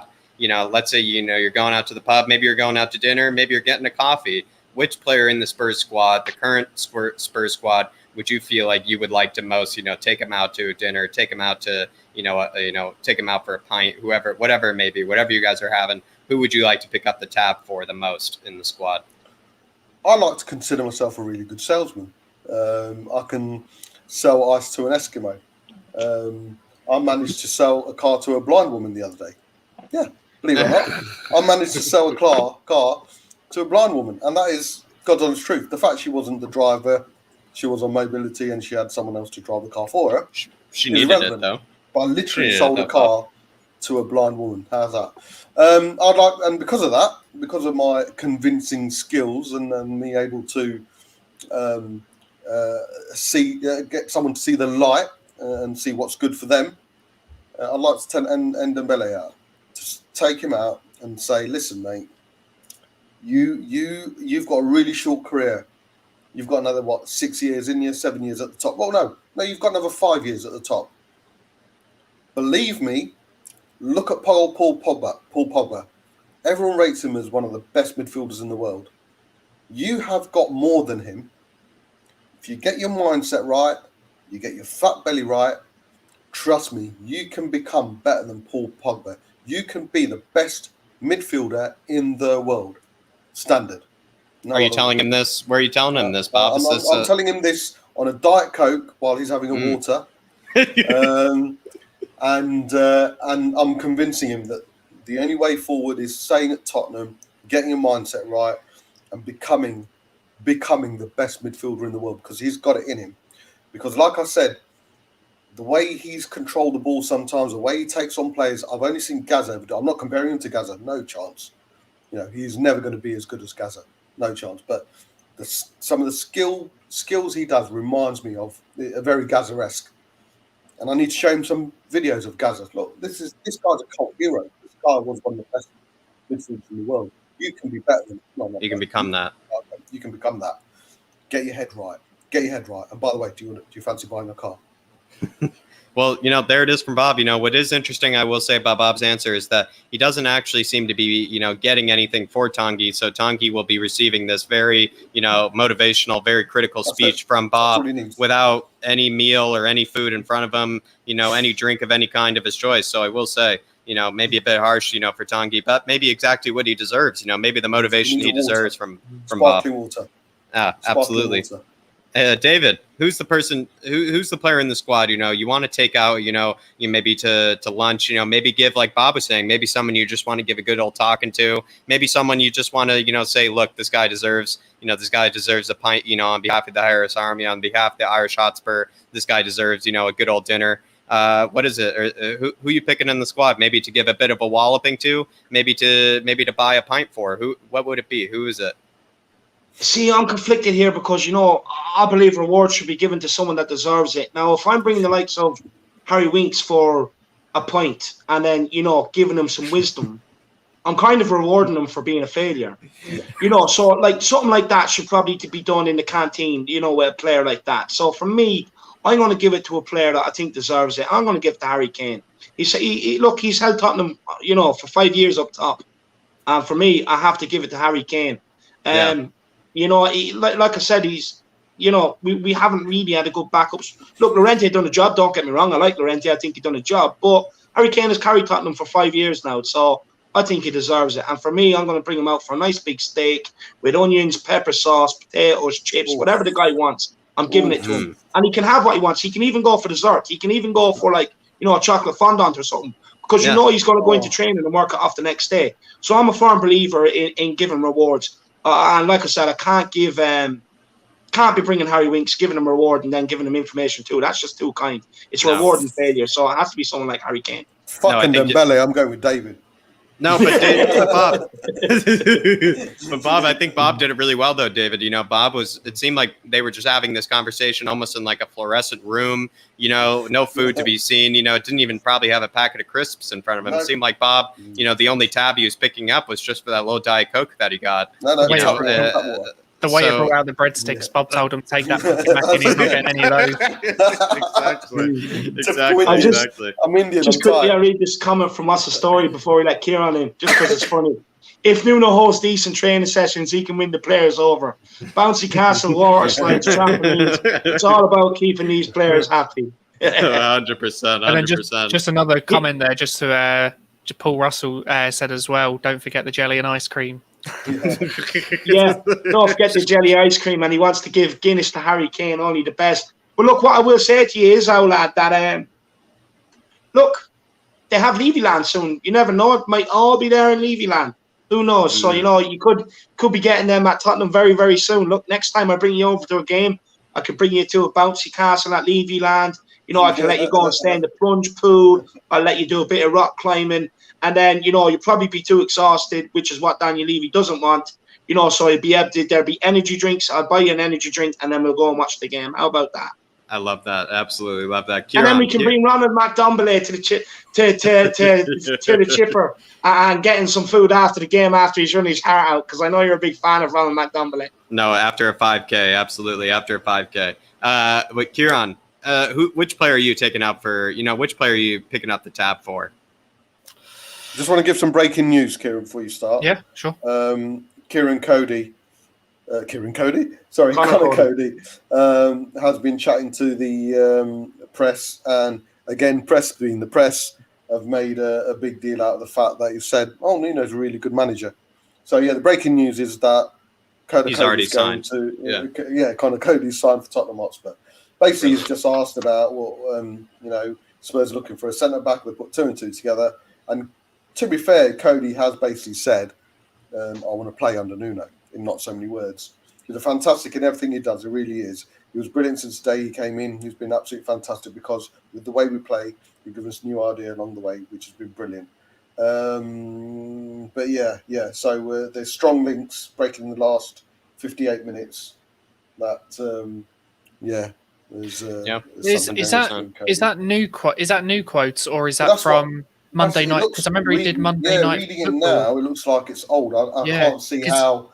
Because you know what, he did have a segment on Monday Night Football, and they were asking how Nuno was at Wolves. This was like over a year ago, and he was saying pretty much the exact same stuff, and saying like, "Oh, the mentality that Nuno's done, just the vision of the game that he gives to us, and everything." So I'm not sure if that's might be old. They're taking quotes out there. I'm not sure where the news comes from, but no, I wouldn't take Conor Cody. By the way, I don't think he's. I don't rate him that much.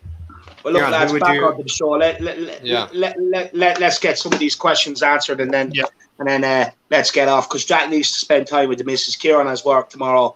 I want to let Bobby go and sit there, have a cry into his bottle of wine, and think about the final. And me personally, I want to go and play a few games of FIFA. So big up.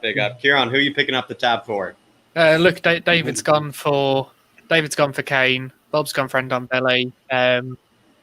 For me, I'm not a great salesman, so I'd probably just go for just have a good chat. If I was a good salesman, I'd maybe go for Son, try and get him to sign another, contract extension. Just so if we lose Kane, it's not such a big blow. That's clever. But I'm not a good salesman, so I would probably just go for Højbjerg. Just pick up a nice little pint for him, whatever he wants, like David said, because he's going to work it off the next day. Absolutely. Next question is in the extra time, and I would love to go to David here first, if that's all right, David. Which manager, David? Like I said, this whole theme of this episode, you're sitting in the dugout next to Nuno, you're whispering stuff in Nuno's ear all season. Which manager in the Premier League would you like to most smack 7-0 in the Premier League? Which manager would you want to be going up to Nuno and you're saying, listen, Nuno, this is the game where, we have to have the squad completely perfect because I need to smack this guy. I need to give him the business. Which manager, David, would you most like to smack 7-0? I'll be honest with you. If I had my way, I'd want to smash every manager 7-0. I hate everybody that's not Tottenham. Look, I hate Liverpool for obvious reasons. United, Chelsea, Arsenal. I'd love nothing better to give that Pep Cohn bitch an absolute spanking, right? But there's a manager that's really fucked me off lately, and it's because he's too big for his boots, and it's fucking Harry Potter down at Brighton. I want to go down there. I want to smash them 7-0, go out and celebrate in Brighton, drag him around with me, you know what I mean? Give him a nuggie everywhere we go, wedgie everywhere we go, in front of his own supporters, and head back to London happy. That's what I want to do, because he's really fucked me off with his comments, thinking he's too big for Tottenham, and he barely bet relegation. Who the fuck does he think he is? Absolutely, David. He is the most delusional man out there. Bob, which manager would you most like to smack 7-0? Any managers you have a vendetta against? I don't like Ollie very much, but we'll kind of thrash him anyway. We did 6-1 over him. For me, it's got to be Arteta, or whoever the Arsenal manager is. Beating him 7-0, we could live in that for God knows however. So whoever's managing Arsenal, 7-0 against Arsenal would be absolutely fantastic. I love it. Now the Pep Cohn training manager, the Pep Cohn picker upper, the Pep Cohn shaver. That's the one he wants to beat 7-0. That's the one he wants to beat 7-0. Kieran, any managers you've always kind of had a disliking towards? Any managers that you really, maybe if you were in the dugout, you would like to beat 7-0, maybe especially? Not necessarily that I hated the manager before, but maybe recently, Pep. When have you ever seen Pep with this Man City team get absolutely spanked like that? Fair point. I think recently the fact that he's been saying, oh look, the prices at the moment, I don't think we'll sign any striker. He's also said that some clubs need to be more realistic. If other clubs got offered 100 million for their players, they'd be willing. Barcelona. They'd be happy. They'd be happy that the offer came in. I'm thinking 100 million for fucking Harry Kane. You're thinking we're some sort of charity that we're just going to let him go to you. Get off your high horse and get fucking realistic. Seriously, he thinks it's a God-given right that if they bid 100 million, we should go, oh my God, thank you so much, Mr. Pep and Man City. Of course we'll give you our prized asset. Of course we'll give you Harry. Yeah. Fuck off. Seriously, that's all. As soon as I read that, I was like, oh. But not only that, Kieran, it's the way he dresses as well. He just deserves a good spanking, to be honest with you. He's such a pompous little twat. It's just the entitlement. It's just the entitlement that pisses me off. It's kind of like the same with you with Potter. It's like, where the fuck does the entitlement come from? The guy's had all the money in the world, still can't win the Champions League, yet he's acting like 100 million bid and we should just hand over Harry Kane to him. Seriously. But, I don't like the way Pep trusts copying my hairstyle. fucking doesn't Yeah, matter. yeah. To be honest, the word, hair to hair, follicle to follicle, he copies it, Bob. Moving on to the last question here. Guys. Last question of the evening. If you could only pick one of these players, Dele, Gio, or Tanguy, to reach their ceiling potential, you're imagining them, their ceiling potential pretty much for all three of them is practically some of the best players in the world, kind of potential. Of all three of these players, if you could only see one of them reach their max potential, which one would you like to see it be? I'm going to go with Bob maybe here first. Gio, Tanguy, or Dele, which one would you maybe most like to see, reach that max potential? You know who I'm going to say. I've mentioned his name a couple of times.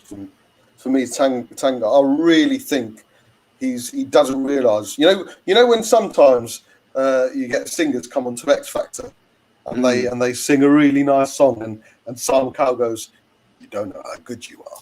Tanguy's one of those. He doesn't know how good he is. He doesn't know that he's got the potential to be the best. And I really do believe that. Maybe I'm being delusional. Maybe I'm just being, it's one of those Bobspur moments that I have and then think, what the fuck? But no, I really do believe he's got it in him to be one of the best in the world. He just needs to get that right. And like I say, his fitness right. For me, I'd love to see him because I think an on-form, top of the game Ndombele would be something so great on a football pitch. And obviously, if he does it for Tottenham, even better. 100%. Really agree.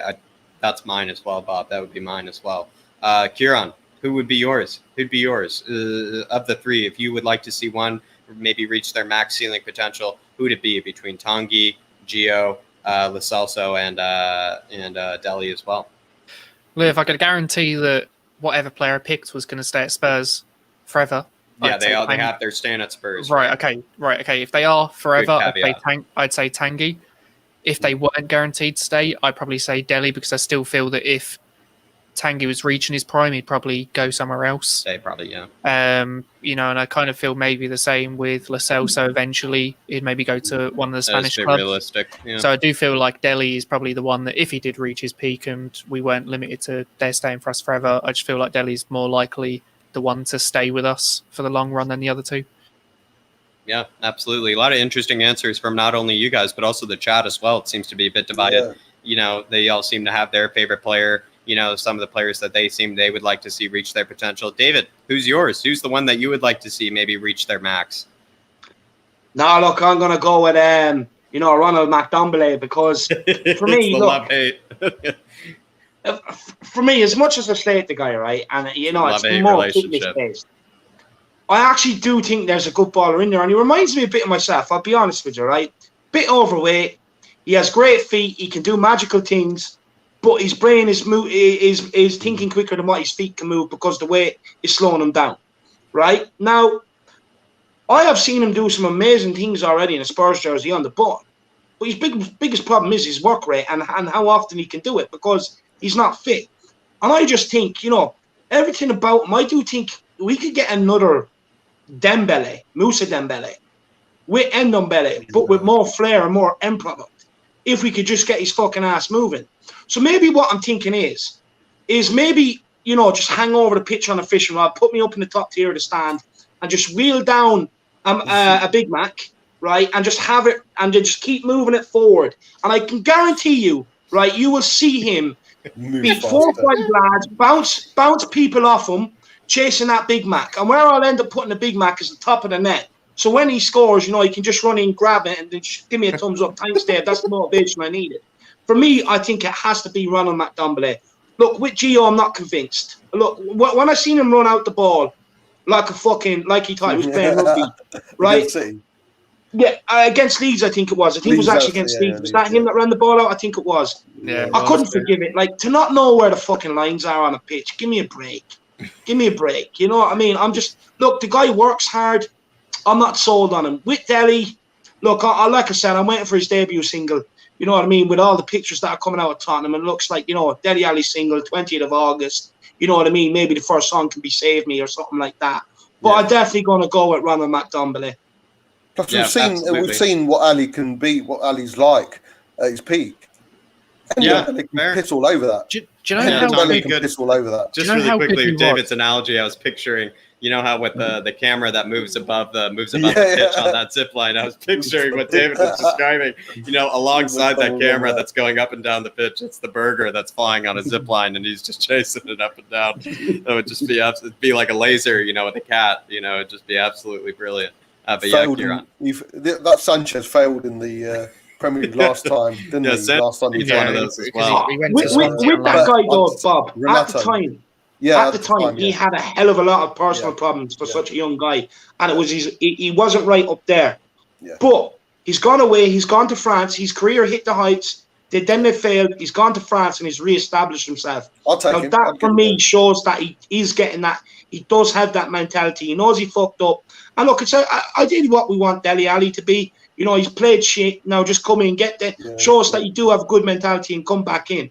So maybe use Sanchez as an example. And I agree. I do like Sanchez. I was very impressed with him. And Jack, me and you were speaking about this guy a lot when we were watching Portugal. Watch-alongs, yeah. Everything comes through him.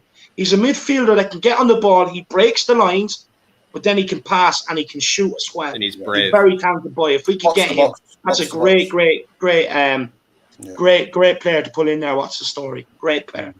Absolutely. I mean, there it is, guys. I mean, that's the end of the show. I really appreciate you, for some of us, at least for David, I will say appreciate you, David, for, putting on the face, maybe taking a bit of the banter, putting on, even showing up, to the Harris Army, because, it is a bit daunting, him to do a stream today. It is a bit daunting to face the music. It is a bit daunting to face the music sometimes. And we obviously know the song that we're all referencing to when I do mean the music. And David, we faced it, and people have been extremely generous to us as well in terms of super chats and in terms of the involvement as well in the chat. I think everyone's been absolutely incredible in the Harris Army. They've been honestly way too kind to us, considering all the banter that we have dealt them. David, they're honestly been a little too kind to us, I will say. But like I said, I will say thank you to this panel. You guys have been absolutely brilliant. Thank you for taking out the times out of your evening as well. And answering these questions and coming on with David and I, and also maybe even, postponing a bit of your celebrations, because I know there's probably something in the fridge, something in the freezer that's waiting for you guys, to celebrate this as well. So I do appreciate it. Look, let's be honest. They're going to go off and pull themselves crazy. You know what I mean? Let's be honest with you. They're in a European final. It's since '66. But look, I want to say thank you before I let the boys plug their channel. I just want to say to the Harris Army, thank you so much for your support today. It's been insane. The super chats, the people watching. Thank you so much. I really do appreciate it. Just a bit of the usual. Make sure you keep emailing Ben and Jerry's about the Harris Army that we want to sponsor for Kinekes Answer Me. Make sure you keep emailing Ben and Jerry's and sending me pictures of proof. Make sure every comment you're on in every other channel. Hashtag Harris Army. You want to see me everywhere. You want to see me on the big shows. You want to see me on the platform of YouTubers versus TikTok and boxing and stuff like that. You want me to prove to you that everything is possible. Anything is possible. Hashtag Harris Army. Absolutely everywhere. But no matter what you comment on, let's wake people up and alert them to the Harris Army. That's what I want to see. It doesn't matter if it's about politics. Hashtag Harris Army. It doesn't matter if it's about mattresses. 5-star on this mattress, so comfy. Hashtag Harris Army. I couldn't give a shit. Hashtag Harris Army everywhere. And let's wake the internet up and let's take this channel places. Let's do it, Harris Army. You're the best. And as far as the England, look, I'll be honest, I'm a bit disappointed. I was expecting a lot more people to have a go at me, a bit of more banter. I'm actually disappointed. Maybe they're saving it for the final. If they win, who knows? But, don't be afraid to give it to me. It's all banter. I want it. I actually want it. It's a sad state of affairs that I'm sitting here begging for it. It should have been given to me. Should have been a given. So if anyone's watching, I want it. So give it to me. But look, let's get on to Bob. Bob, plug your channel, my man. Yeah, Bobspur TV. It's coming home. Is only there for today. So got a couple of streams coming up. Obviously, I do In the Wall show on a Saturday night, 10 o'clock. I'll obviously be a preview, and I'll do a 9 at 9 show tomorrow where we'll obviously be talking about today's game and the final moving forward. But just like to look at all things Spurs. I don't have agendas on any of my streams. You come on and we talk about anything, and just something a bit different. But do speak a bit of common sense time to time. So yeah, Bobspur, pop on. I'm about 130 or so away from 1,000 subs. I really want to get there before the season starts. If I can get there, brilliant. If not, it's not meant to be.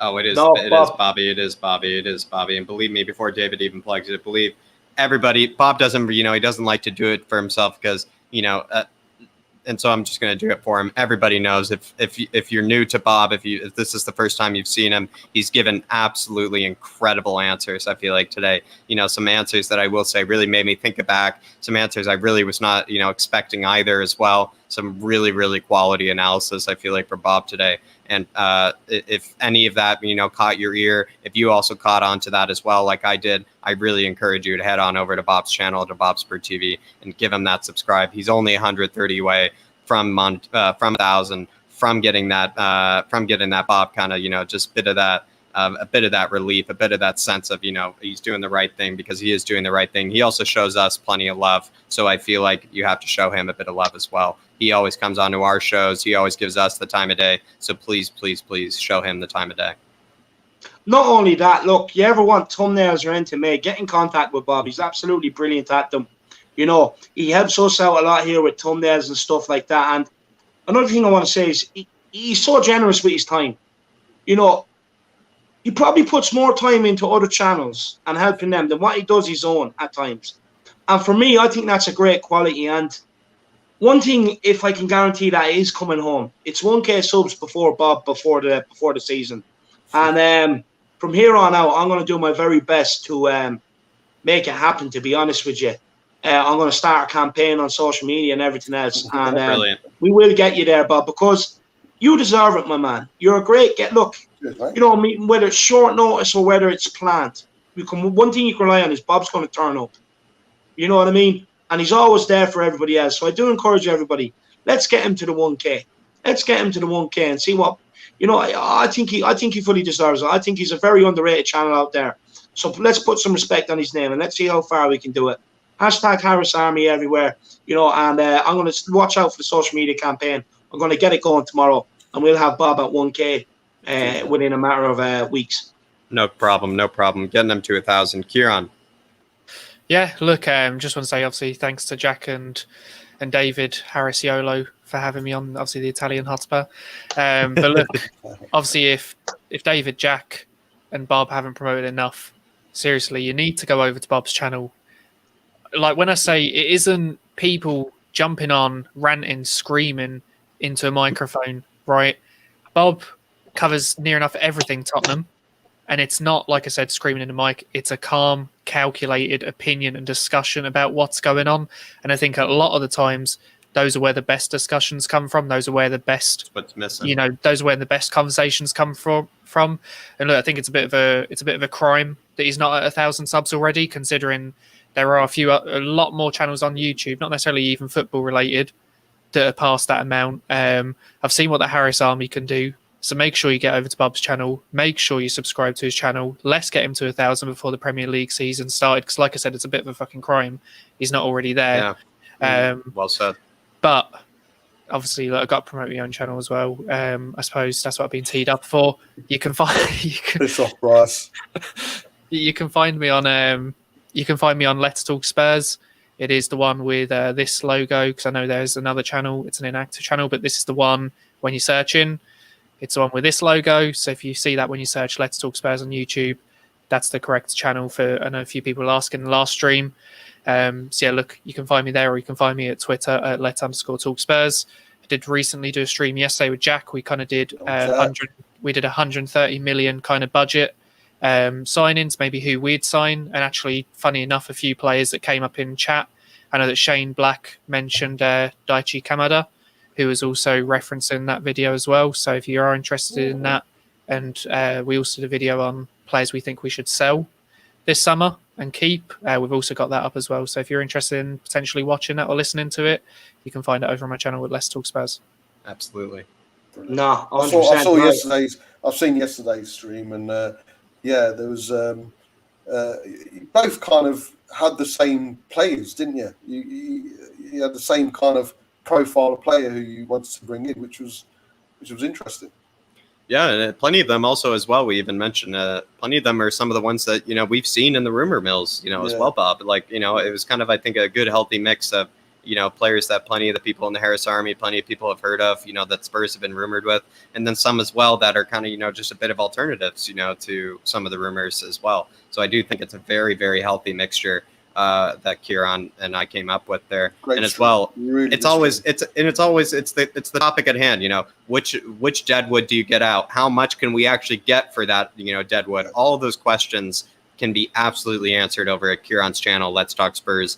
Listen, I mean, like I said, any players that you think you're interested in that Spurs haven't looked at, any players that you think maybe Spurs should look at that maybe people aren't talking about, absolutely go check out that video, because I do think maybe you might, you know, find yourself in agreement with us, and as well with some of the deadwood, you might find yourself in agreement with us there. Absolutely check out Kieran's content, because it is basically videos that we talk about all the time.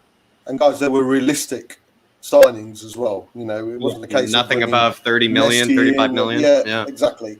They were realistic, and you could actually see any of the people mentioned actually signing for, and the prices, the valuations of the players were very realistic. So obviously, you had your facts and figures with you as well. But yeah, very Bob. realistic, very realistic. Great stream. Certainly recommend it. Cheers, Bob. Thank you. No, It means a lot. No, 100%, guys. Everybody, you know, get over there and check it out. Look, it's Kieran and Jack, two guys I fully believe in.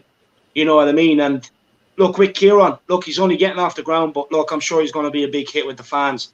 You know what I mean? So everybody, make sure you do get over there and be one of the early subscribers. Harris Army, we already got him over 100. Look, let's see if we can get him to 200 before the end of next week or something like that. But look, get over there and check out Kieran. You know, he's been another great help to me on my channel as well.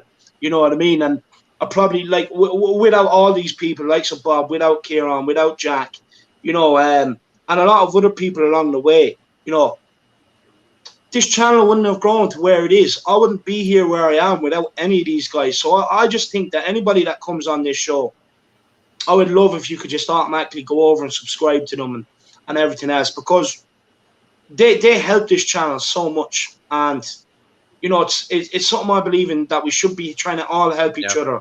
I firmly believe that we should all be trying to help each other.